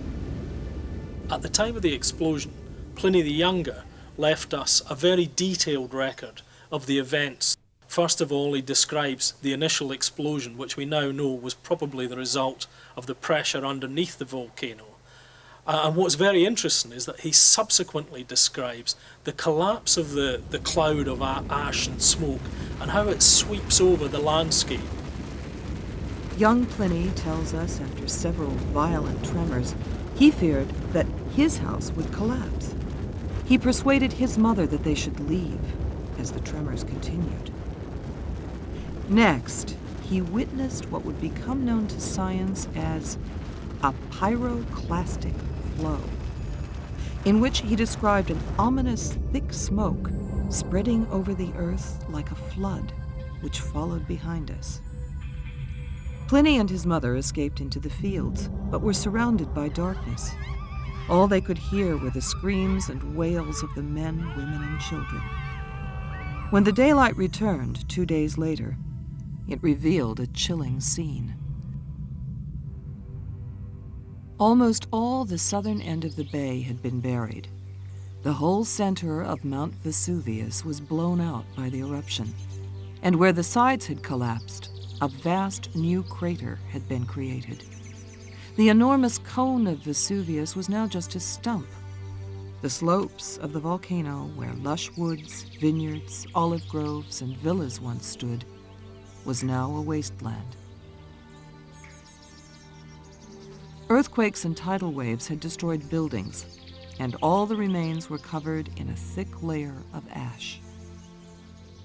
Pompeii represents the ideal archaeological site. It is actually a complete assemblage of buildings and their contents, and all manner of references to particular individuals within a known context, and that's really the appeal of Pompeii, with the added advantage even that it was actually stopped at a particular moment in time. At Pompeii, the tops of ruined buildings were the only visible reminder that it had ever existed. Soon, even these were taken to be used to build new shelters for the homeless. Mount Vesuvius remained active for another 1,300 years, until around 1400, coating Pompeii with layer after layer of volcanic debris. The puzzle for scientists was always to explain why so many of the citizens died, and why the mangled bodies were found on top of the ash which filled the streets, and not buried beneath.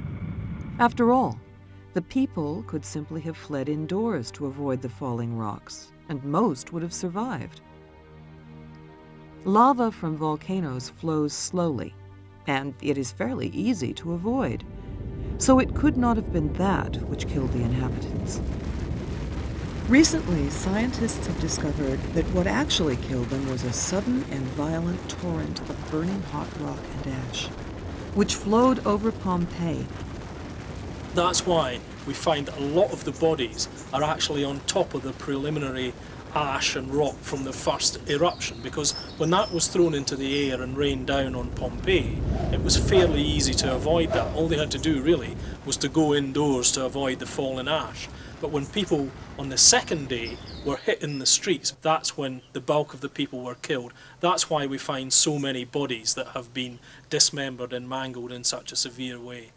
About 5,000 people died at Pompeii, 1/4 of its estimated population.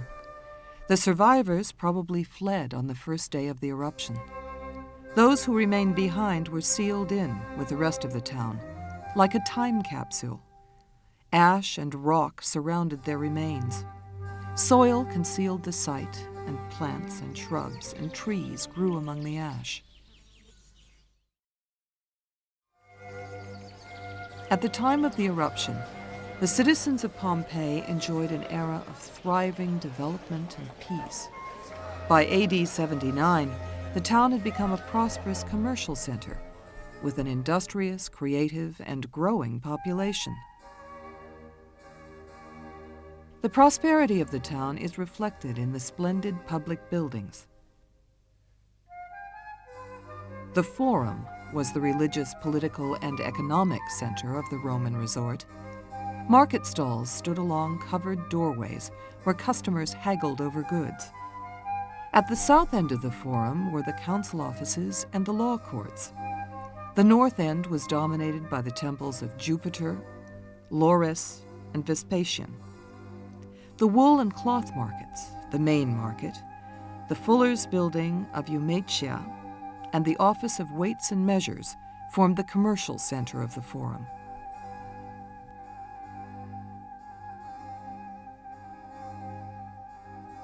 Nearby were other public buildings, including a sports ground, the Temple of Isis, and the Temple of Jupiter Malachiosis. In the area near a second sports ground was the vast amphitheater. One of the most interesting aspects of Roman civilization is this fact of living in cities and the nature of Roman towns. And Pompeii has a theatre, an amphitheatre, basilica. It has all the features that make up the sort of model Roman town. The public baths were built on main roads. These formed an essential part of daily life. Some roads had a more commercial nature, with shops and taverns. Also, a semi-rural area with vineyards and gardens survived in the center of the town. Almost all of the remaining areas of the town were residential. Rooms facing the street could be let out as shops or taverns. Sometimes whole houses were transformed into laundries, bakeries, or small factories. Rich and poor, families and businesses lived and worked in very close proximity.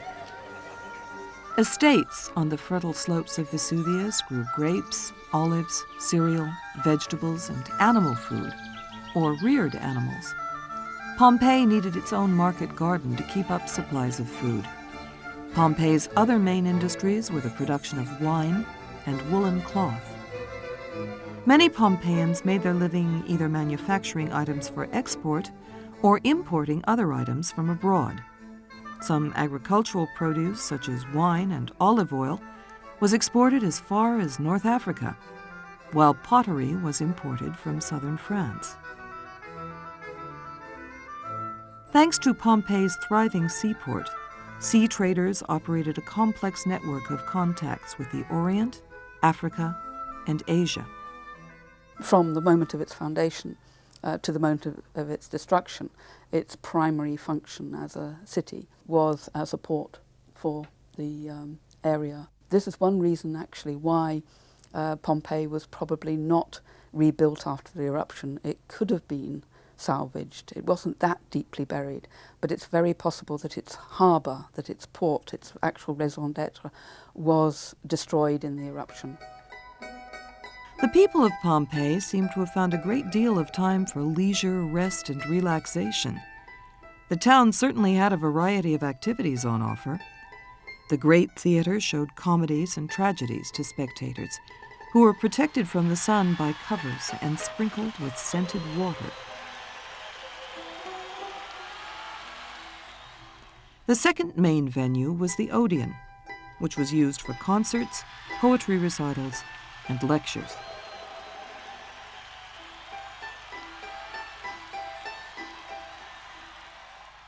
The enormous amphitheater held the games and had a capacity of 20,000 people, who took their places according to a strict social hierarchy. The games included such spectacles as gladiator fights, animal duels, or hunts, and possibly chariot racing. The gladiators were incredibly popular. They lived and trained in the nearby barracks. 63 people died there in the eruption. In their duels, most gladiators were killed on their first appearance. Those who survived won respect, freedom, and wealth.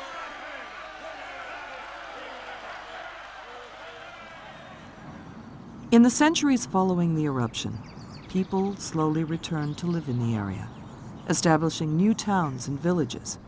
But Pompeii's time capsule was to remain undiscovered until the 18th century. One of the most famous sights of Pompeii are the plaster cast bodies. These are not actual bodies.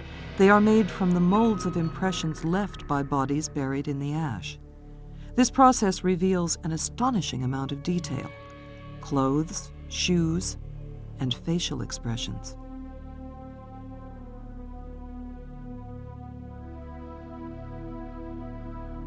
These terrified and tortured faces of those who died in the eruption have been preserved for almost 2,000 years.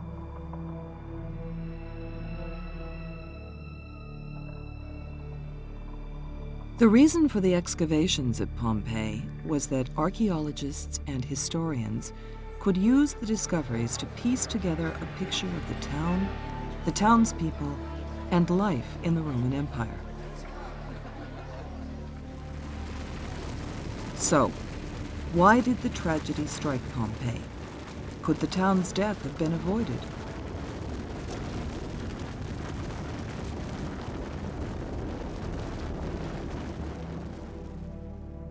Vesuvius lies on the fault line that also includes the nearby volcanoes Etna and Stromboli. Depending on the activity of these plates, a volcano can lie dormant for many years. Volcanoes occur at weak points in the earth crust where the pressure of the molten rock beneath forces its way through the surface. In most instances, volcanic eruptions are relatively harmless because lava moves very slowly and people generally have time to avoid it. Where it gets dangerous is where there's a pressure beneath the Earth's surface, which results in effectively a huge explosion. And that's what's happened at Pompeii. Prior to AD 79, Vesuvius had been totally inactive for almost 1,000 years. But inside the Earth, the pressure grew, and molten rock, known as magma, collected in the volcano's chamber. Eruptions occur when the pressure under the plates is strong enough to force the magma through weak spots in the Earth's crust. When this magma reaches the surface, its path may be free, in which case it would flow slowly down the sides of a mountain. Or it may be blocked, in which case there can be a huge eruption. The eruption of Vesuvius in AD 79 showed the consequences of such a blockage. When dormant, magma deposits in the crater and shaft may cool and solidify, forming a plug. If the magma cannot escape, the pressure eventually smashes and explodes the plug out, blasting ash and rock fragments thousands of meters into the air. This is what happened at Pompeii. There were warnings that would have alerted modern scientists. Earth tremors and the natural sources of water running dry due to the rise in ground temperature are just two clues which warn of an eruption. But how were the residents of Pompeii in AD 79 to know the significance of these things? It was when Mount St. Helens in Washington erupted in 1980 that the answers to these mysteries were revealed. As the scientists watched from a safe distance, they witnessed a previously unknown phenomenon. As the sides of the volcano exploded, a wave of rock and ash spewed out of the crater. Like the flood that Pliny the Younger had written of after AD 79, it traveled at 100 miles an hour at a temperature of 200 degrees centigrade, scorching and smashing everything in its path.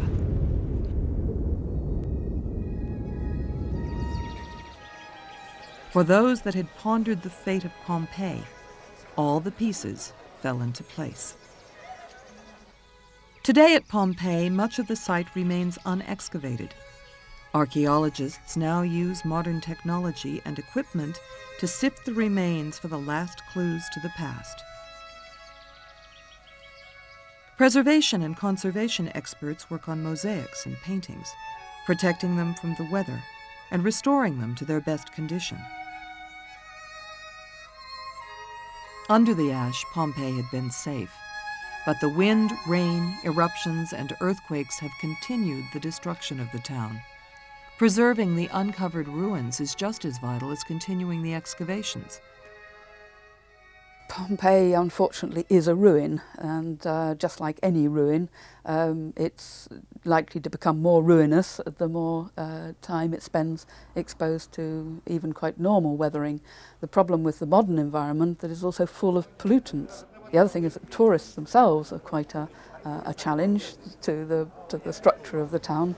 The numbers of people who walk through the remains each year which run into their hundreds of thousands, can also bring a considerable amount of damage with them. It is a major task to protect Pompeii so that future generations have the benefit of learning about the town and of life in the Roman Empire. It is also important that these future generations learn about the death of Pompeii. The busy Italian city of Naples lies in the shadow of Vesuvius, but the volcano has been silent for over 50 years. But, as Pompeii proves, this does not mean it is not active. Naples today is densely populated. The weather and work are good. People are happy and getting on with their daily business. It is a modern-day reflection of Pompeii, and just as vulnerable. The ruins of the magnificent capital of the Aztecs today lie near the Cathedral of Mexico City.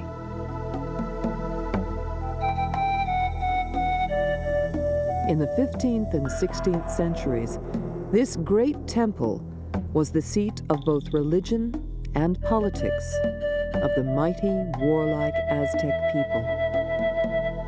Subject and allied cities would visit the temple regularly.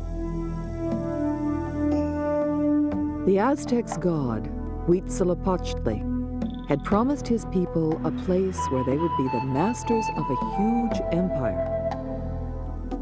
In order to recognize this place, they had to find an eagle perched on a cactus, holding a serpent in its beak. They would then know that this was to be the special place where they would be lords and where their great capital, Tenochtitlan, would be built. Today, this site is known as Mexico City. The Mexico of the modern world looks with pride upon the symbols of its ancient past. The colors of the Mexican flag, green, white, and red, display at the center the eagle perched upon a cactus.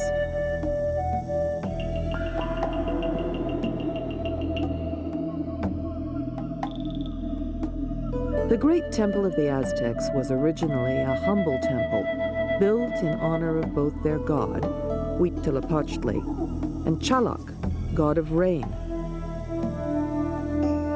But as the Aztec nation grew in importance and wealth, the building became more impressive, painted in bright colors, erected in what was considered to be the center of the mighty Aztec Empire.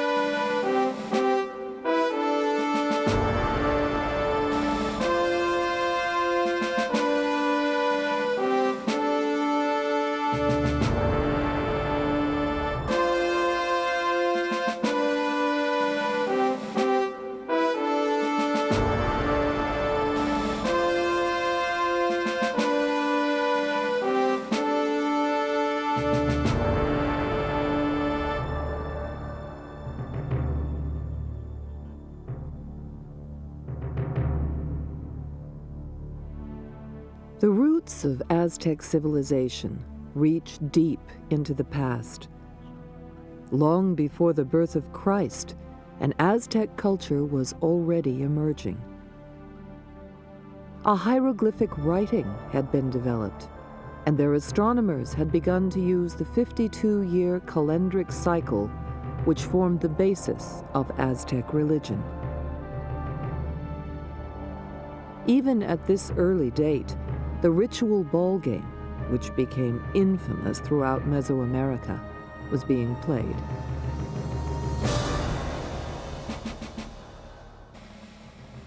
Long before the Aztecs appeared, the central part of Mexico was dominated by the city of Teotihuacan, only 45 kilometers away from the site which was later to become the Aztec capital. Teotihuacan was a great city, the sixth largest city in the world at that time, 600 AD. It remains one of the most impressive sights of the ancient world.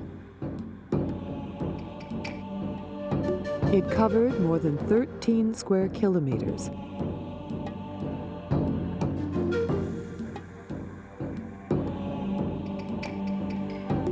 At its center was an area of palaces and flat-topped pyramids, of which the so-called pyramids of the sun and moon are particularly outstanding. Extending the length of the city was the road known now as the Street of the Dead, which was more than 5 kilometers long. As Francisco Zepeda Alvarez explains,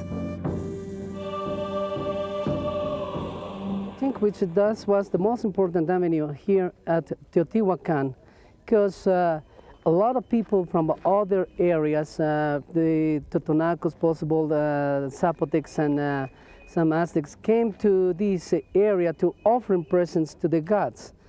The first constructions, the monumental constructions, we think which was built during the 1st century after Jesus Christ. See, we think which the first temple built it was the temple of the sun, then the temple of the moon, and they built the Street of the Dead.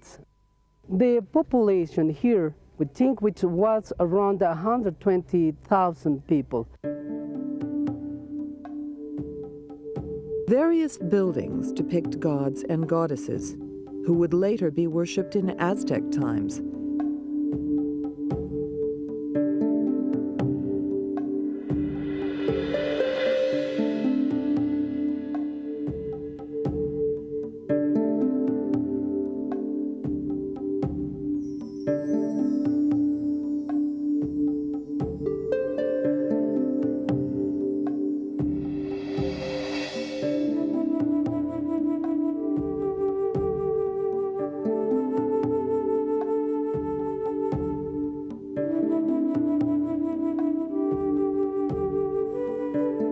The mural paintings of Teotihuacan illustrate the importance of religion.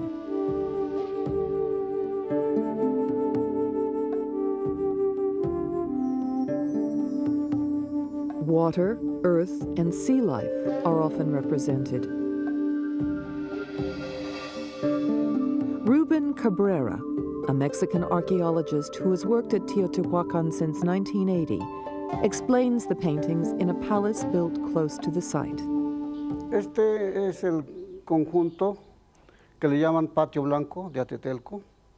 Fue explorado en 1947 por el arqueólogo Carlos Margain y representa el complejo de 3 templos, característico de Teotihuacán en su disposición urbana, en su planeación, ya que estos se ubican hacia el norte, hacia el este y hacia el sur, según los 4 puntos cardinales. Representan 2 temas fundamentalmente. Aluden al sacrificio humano y también hablan de la guerra, del aspecto bélico. Como vemos, hay una procesión de 2 deidades, jaguares y coyotes, pero ambos personajes llevan simbólicamente devorando un corazón sangrante. Y de este lado es la procesión únicamente de coyotes, pero también llevan la lengua, la vírgula de la palabra. Y hay una serie de otros motivos que están aludiendo a puntas de proyectil, macanas, que están hablando de la guerra. Esos son los temas más importantes. Enmarcan a los temas principales una serie de otros elementos simbólicos que en un momento más temprano fue de mucha importancia, como la serpiente, pero que para esta época, hacia los 450, 500 de nuestra era, Ya no era tan importante la serpiente, sino el jaguar fundamentalmente. A remarkable stylistic feature of the Teotihuacan murals is their symbolistic complexity.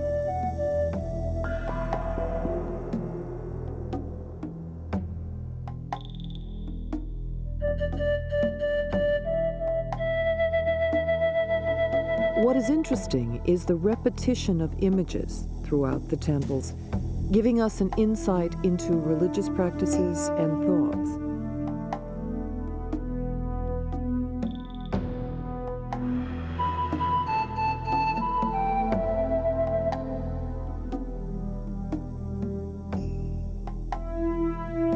In about 650 AD, Teotihuacan was overthrown, but remained as an important religious center, as it was believed that the gods had assembled there to create the sun.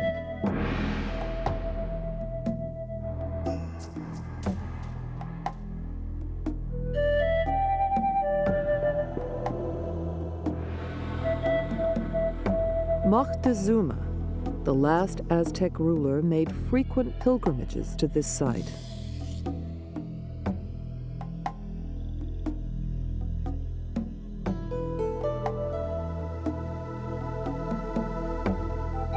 The Aztecs also held dear to themselves the traditions passed down to them by their predecessors, the Toltecs, whose achievements were attributed to Quetzalcoatl, their great priest-ruler.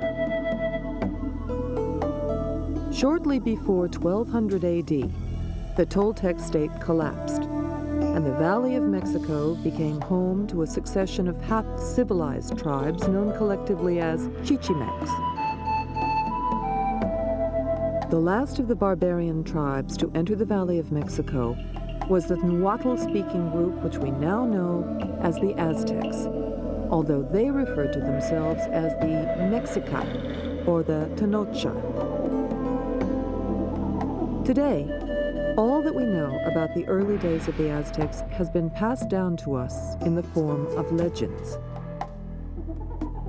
It is rumored that the early Aztecs discovered the god Huitzilopochtli in a cave on a hillside. They then began a journey on his command to his birthplace at Coatepec, building temples in his honor whenever they stopped. The birth of Huitzilopochtli, the war god, is important, as he was considered to be a manifestation of the sun. To them, he represented the sun's eternal fight against the powers of darkness, a never-ending struggle reenacted daily. Just as Huitzilopochtli was born to combat his brother and sister, so the sun rises each morning to do fresh battle with the stars and moon and put them to flight. To help Huitzilopochtli, as the sun in his daily struggle, it was necessary for man to provide the god with the most precious food that he can offer, his own blood. As Dr. Elizabeth Baquedano explains, we know about human sacrifice thanks to the descriptions of the 16th century friars who kept very meticulously records about human sacrifice. The most important friar who recorded everything he saw in terms of religion was Bernardino de Sahagún, who came to Mexico in 1539. We know that human sacrifice was important to keep the universe in equilibrium, but also we know that human sacrifice was the most precious offer we had to give to the gods. Children were also sacrificed. There were 3 paradises to which the souls of the victims went to. So the god of rain had special sacrifices as well, but the method of disposal of the body varied. So on the left-hand side, we find decapitation. We have several offerings containing decapitated heads. We find decapitated individuals, both male, female, and children. But on the side of Tlaloc, we usually have children. The children cried before human sacrifice took place. And the more they cried, the better the omen for rain. The more rains, the better the season would be. Sacrifice was of paramount importance to the Aztecs, for without the nourishment of human hearts and blood, it was thought that the sun would stop moving. The heads of the sacrificial victims were displayed in skull racks.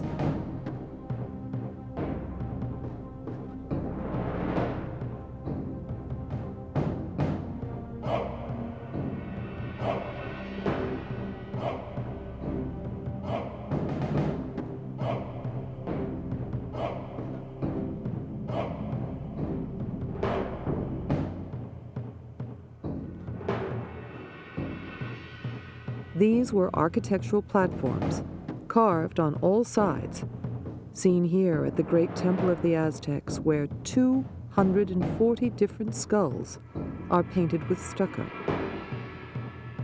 They were horrific monuments which celebrated success in battle and intimidated their enemies. The tradition of having skull racks dates to about 700 or 800 AD in Mexico, in the state of Oaxaca, at the site called La Coyotera. But the Aztecs actually made it their own. You find skull racks depicted in the chroniclers of the 16th century.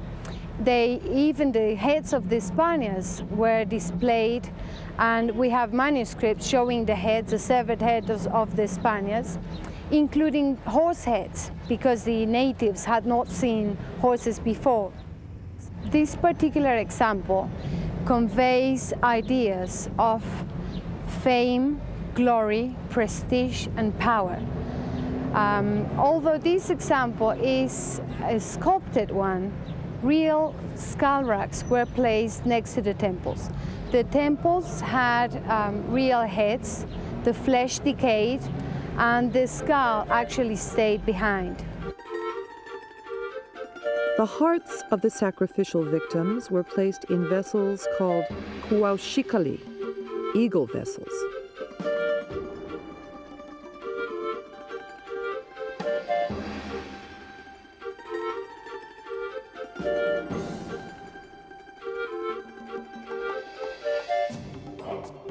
The Great Temple of the Aztecs was considered to be the center of their universe, and a bustling city soon grew around its steps. Avenues were built in a highly planned grid formation, and at its heyday, the city of Tenochtitlan was known to have over 200,000 inhabitants. Until recently, most of the Great Temple was known to us only through documentary sources. In 1978, a Mexican archaeologist and his colleagues unearthed the remains of the temple itself and caused a massive resurgence of interest in the Aztec civilization.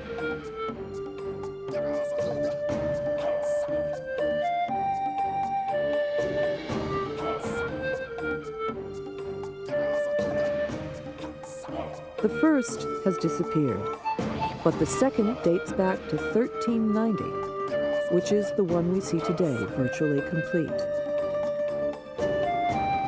The later constructions were enclosed within successively larger buildings. These pyramids are dedicated to both the tribal god Huitzilopochtli, the sun god, and to the rain god Xalak.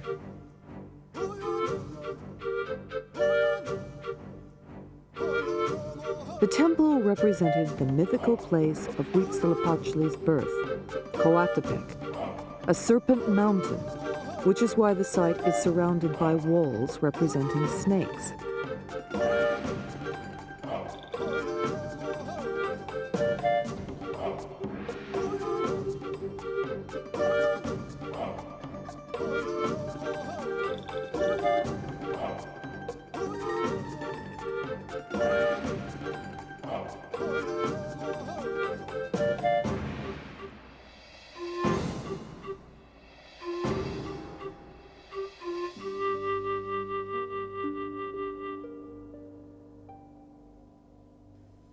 The Great Temple was as tall as the present-day Cathedral of Mexico City. And it was here that thousands of human sacrifices were made. Behind us is the Great Temple of the Aztecs. The left-hand side is the temple of Huitzilopochtli, the tribal god of the Aztecs, the god of war. On the right-hand side, you have the temple of Tlaloc, the god of rain. Both are of equal importance, of same size, of same dimensions. Both share the main precinct at the Great Temple. The temple of Huitzilopochtli is recognized by the sacrificial stone called Texcatl in Nahuatl, the language spoken by the Aztecs.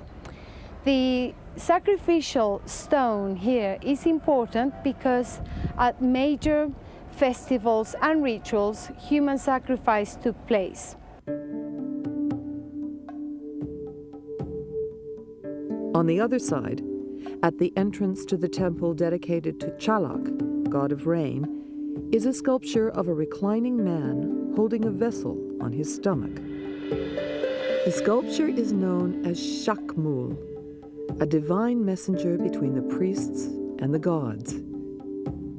It was here that human hearts and blood were placed as offerings.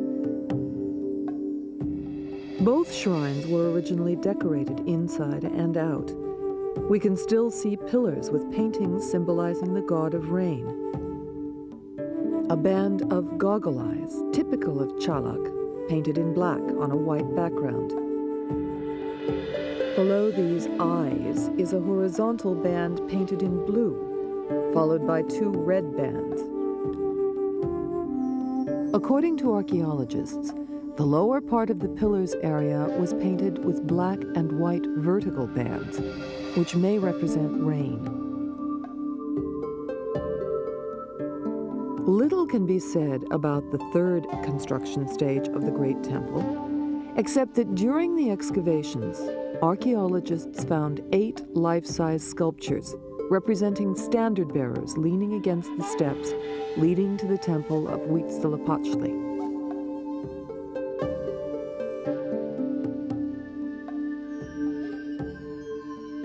A staggering 6,000 objects were excavated at the temple. Many of the tribute objects came from different parts of the empire.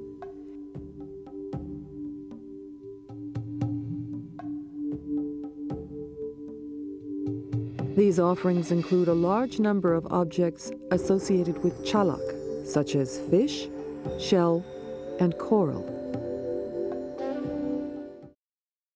There are also several skeletal remains of children and adults dedicated to their warrior god.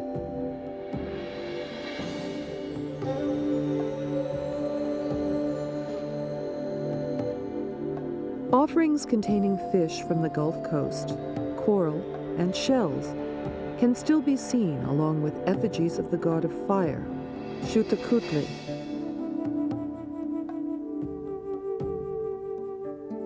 Incense, and artifacts of many sorts from all over Mesoamerica.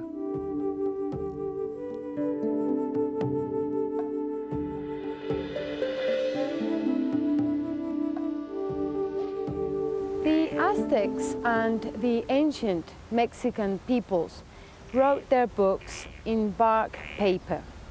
We find this type of material still being produced in the state of Guerrero in Mexico.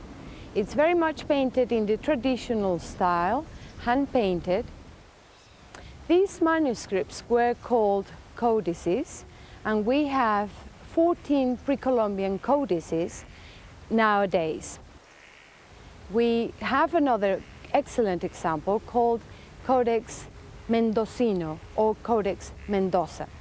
This manuscript was first put together by the first viceroy of New Spain, Don Antonio de Mendoza, in the colonial period.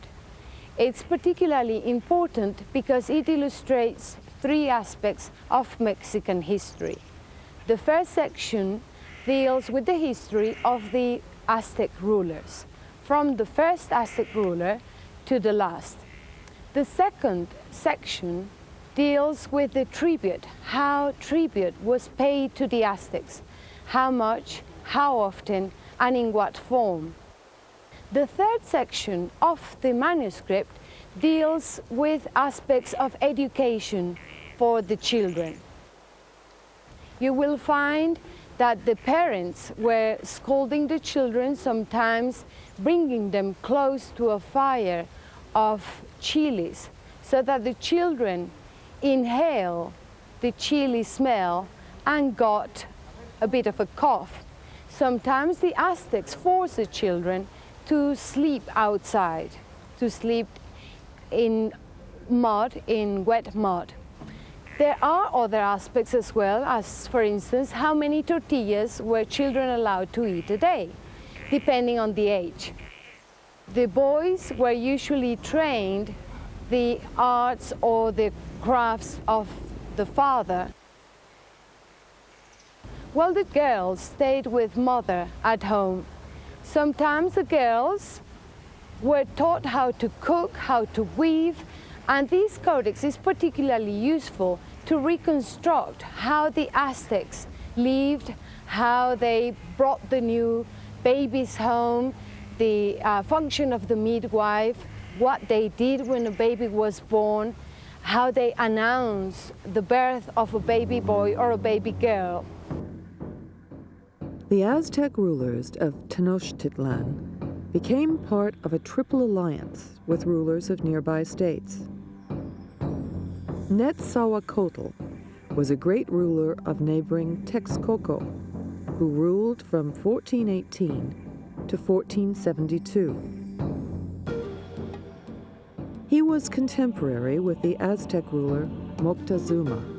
He favored law, engineering, and the arts, and made Texcoco the seat of the highest court and the center of artistic activity. He encouraged the construction of an extensive system of aqueducts to bring water from mountain springs to the towns, and agricultural terraces of the foothills. Netzahualcoyotl's great palace is not visible nowadays, but his pleasure gardens on the nearby hill of Tetzcoatzingo offer traces from the past. The hill once stood within the view of the lake, and though the water has retreated, the view remains impressive.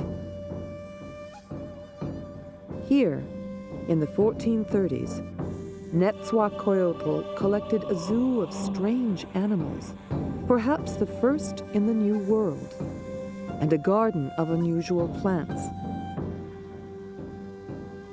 An aqueduct carried water from the mountains into a reservoir ornamented with bas-reliefs, and from there it flowed by streams and canals all over the garden, filling the lakes and the bathing pool cut into the living rock. He built elaborate stairways in rock.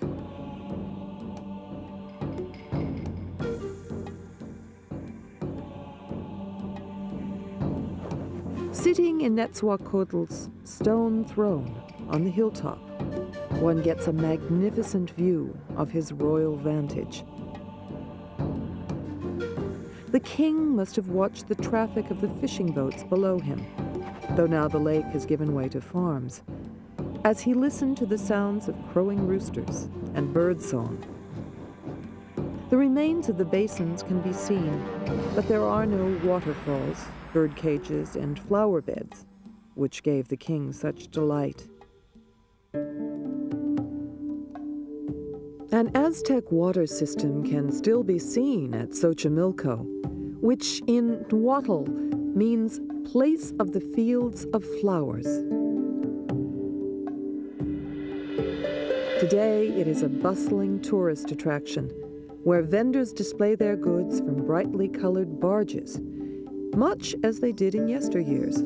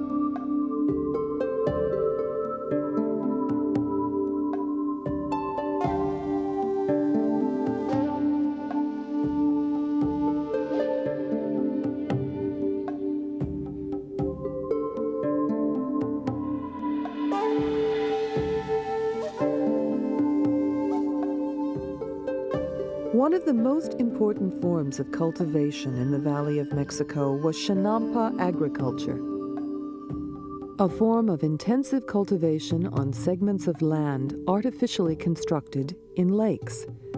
Properly maintained, they can produce several crops a year and will remain fertile for centuries without having to lie fallow. Xochimilco is the area called the Floating Gardens by tourists. Xochimilco is known because of the Aztec canals. The Aztecs used to travel and used to sell their products alongside the canals. The canals went as far as Tenochtitlan. The present Great Temple of the Aztecs was part of the lake shore of Texcoco. This area had two types of water, fresh water as well as salt water. During Moctezuma's reign, during the rulership of Moctezuma and Netzahualcoyotl, they decided to build a dam to divide the salt water from the fresh water. This was a very important aqueduct which divided the water for people to drink as well as to cultivate the land. The land is very fertile. People used to get 3 crops, and it even yielded as far as 4 crops sometimes a year. They cultivated maize, amaranth, and they also cultivated different flowers. It's still the richest area in Mexico City where people buy and sell flowers. The area is rich because people can live on water, as well as in Aztec times, people depended on hunting as well as fishing. People trapped birds and fish with their nets and harpoons, but they could also get frogs, eggs, larvae, and all kinds of insects that were edible. People depended upon maize cultivation, and maize was and is still the staple food in Mexico. Many dishes were derived from maize, such as tortillas, tamales, envelopes of steamed maize stuffed with savory vegetables or meat, and atole, a sort of porridge. Canoe traffic linked the entire lake system of the Valley of Mexico. The flow was predominantly into Tenochtitlan and consisted largely of foodstuffs and other provisions. Not only was canoe transport more efficient, but in many instances the water route was shorter than the land routes. Another important crop is the agave, or maguey, cactus. The plant was a source of fiber for clothing, netting, ropes, and bags. The spines were used as needles, as Tommaso Antonio explains. The popular name of the plant is maguey, and its botanical name is agave. At this age, we must cut the leaves from the middle of the plant, because when the maguey blooms, the maguey dies. See, so before the blooming, we'll cut the leaves, and then with this kind of round knife, we'll scratch the heart of the plant every day to irritate it, and then the maguey will produce a liquid, which is very sweet, and so we call it honey water. Then the honey water is taken off by sucking out with this kind of gourd. It's a local gourd, which we call acocote. With this acocote, we suck out the juice, the honey water, so the honey water, see? Then this honey water, we'll drink it so, or we'll put it into wood barrels, and we'll let it ferment for 24 hours. 24 hours later, the honey water will turn to a liquor, a pre-Columbian liquor, which is called pulque. The pulque will contain 6% of alcohol, like beer, for instance. And the maguey produces the honey water during 6 months. It produces a gallon a day, half gallon in the morning and a half in the afternoon. And out of the leaves, out of the maguey leaves, the ancient cultures, they got also the first paper that they used to write on. They got the parchment paper. See? I'll write something or you will see it is a writing paper. Look, from each leaf, the ancient cultures, they got the parchment paper. They got one sheet inside. Look, it was the first paper that the ancient culture used to make the codices. And the parchment is strong. There is one inside and another outside. You obtain two sheets from each leaf. And under the outside parchment paper, they discover also the first soap. The first soap that the ancient cultures used for washing. This is the pre-Columbian soap. And the point of the leaf was also very useful, either as an arrowhead, or they discover also the first needle and thread. The first needle already threaded, because out of the fibers they weave, they made clothing out of these fibers. Look, they got the needle and thread in one piece. Look at it. Needle and thread together. And for the dyeing, to put color on the fibers, they used also natural colors. For instance, with a rose leaf, they got instant permanent dyeing. Look at it. And the color won't wash out, the color stays.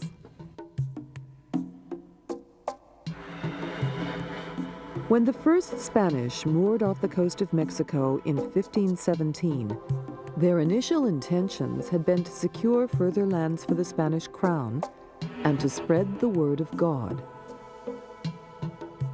It was Cortés, one of the early conquistadors, who, fueled by tales of riches and gold, embarked on an arduous journey to the interior to find the legendary Aztec capital, controlled at the time by the mighty ruler Moctezuma.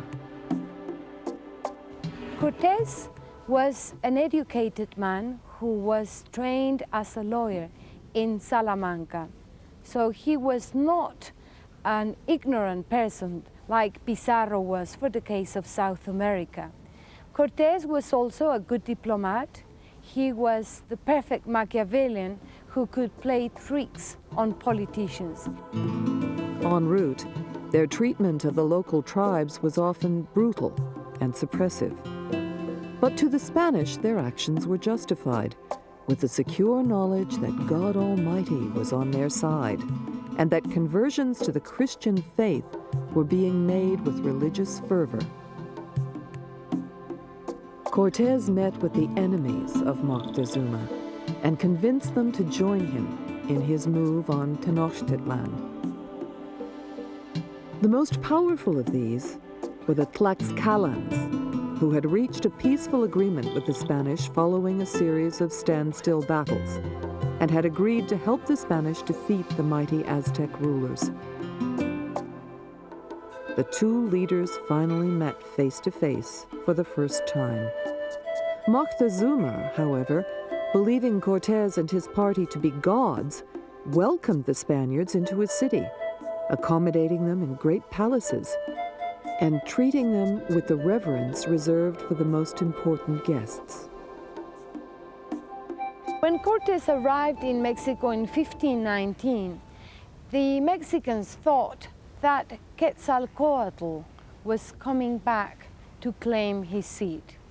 He had left Tula on a year one reed, which was exactly the same date when Cortés arrived in the Gulf Coast of Mexico in 1519. The natives were familiar with this myth of Quetzalcoatl, a bearded man who was coming back. When he arrived, he found some Spaniards who were familiar with this myth. And in fact, he was helped by Spaniards to conquer Mexico. He was also very much aware of the fact that the natives weren't familiar with horses. So he scared the population with horses, with gunpowder. The Mexicans weren't familiar with these particular fire weapons, and they were petrified. Relationships were soon to sour when the Spaniards' true intentions of seizing gold became apparent. Cortés had shocked the watching Aztecs when he ordered his troops to throw figures representing gods down the steps of the great temple. Moctezuma, perhaps convinced by the omens of evil, believed that the newcomers would be triumphant and was soon taken prisoner. Moctezuma himself, in a way, defeated his own people because he was a prisoner of his own beliefs. He realized that the Europeans were human beings, but he was still stubborn, thinking that perhaps it was Quetzalcoatl. The Mexicans were upset about the fact that he was still fighting with the idea, and it was his own people who actually killed him. There is one description in which he comes out his balcony and he's stoned by his own people. The formal attack on the capital of the Aztec Empire began on April 28, 1521. And for the desperate Aztec defenders, there could never be any real match against the attacking army. With more than 900 Spaniards, thousands of Indian allies, 86 horses, 15 cannons, and 13 ships, the once great city soon fell, and the mighty empire soon crumbled.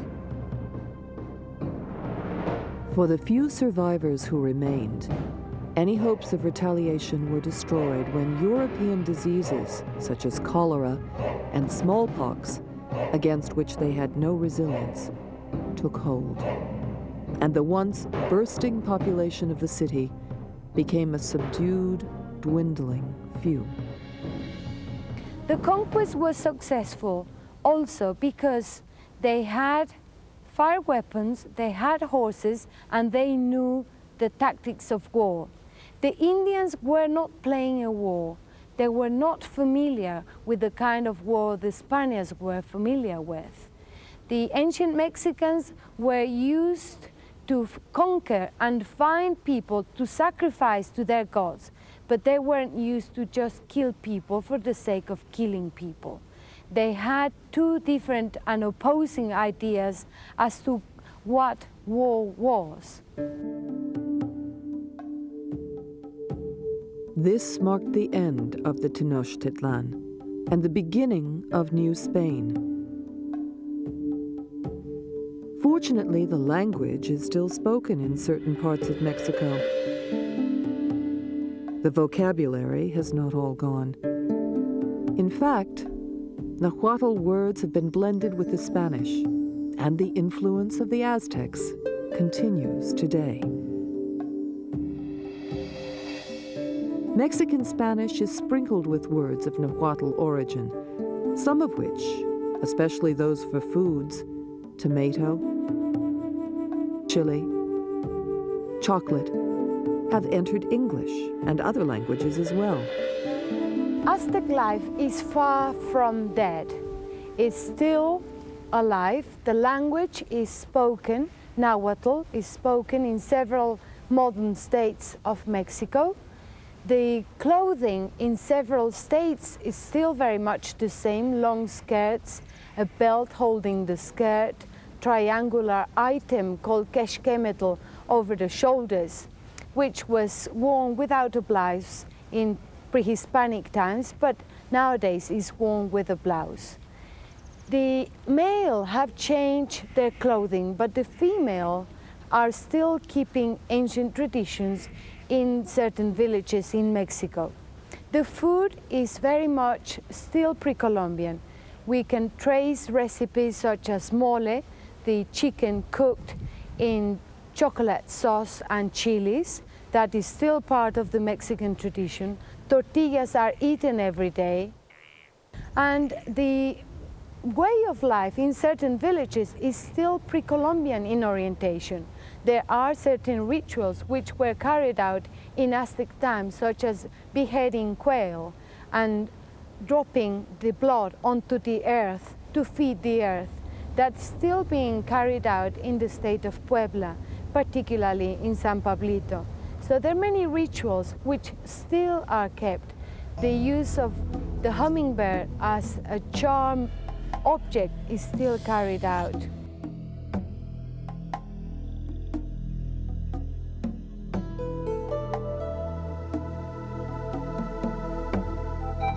Aztec dance is thriving, keeping alive the traditions of yesteryear.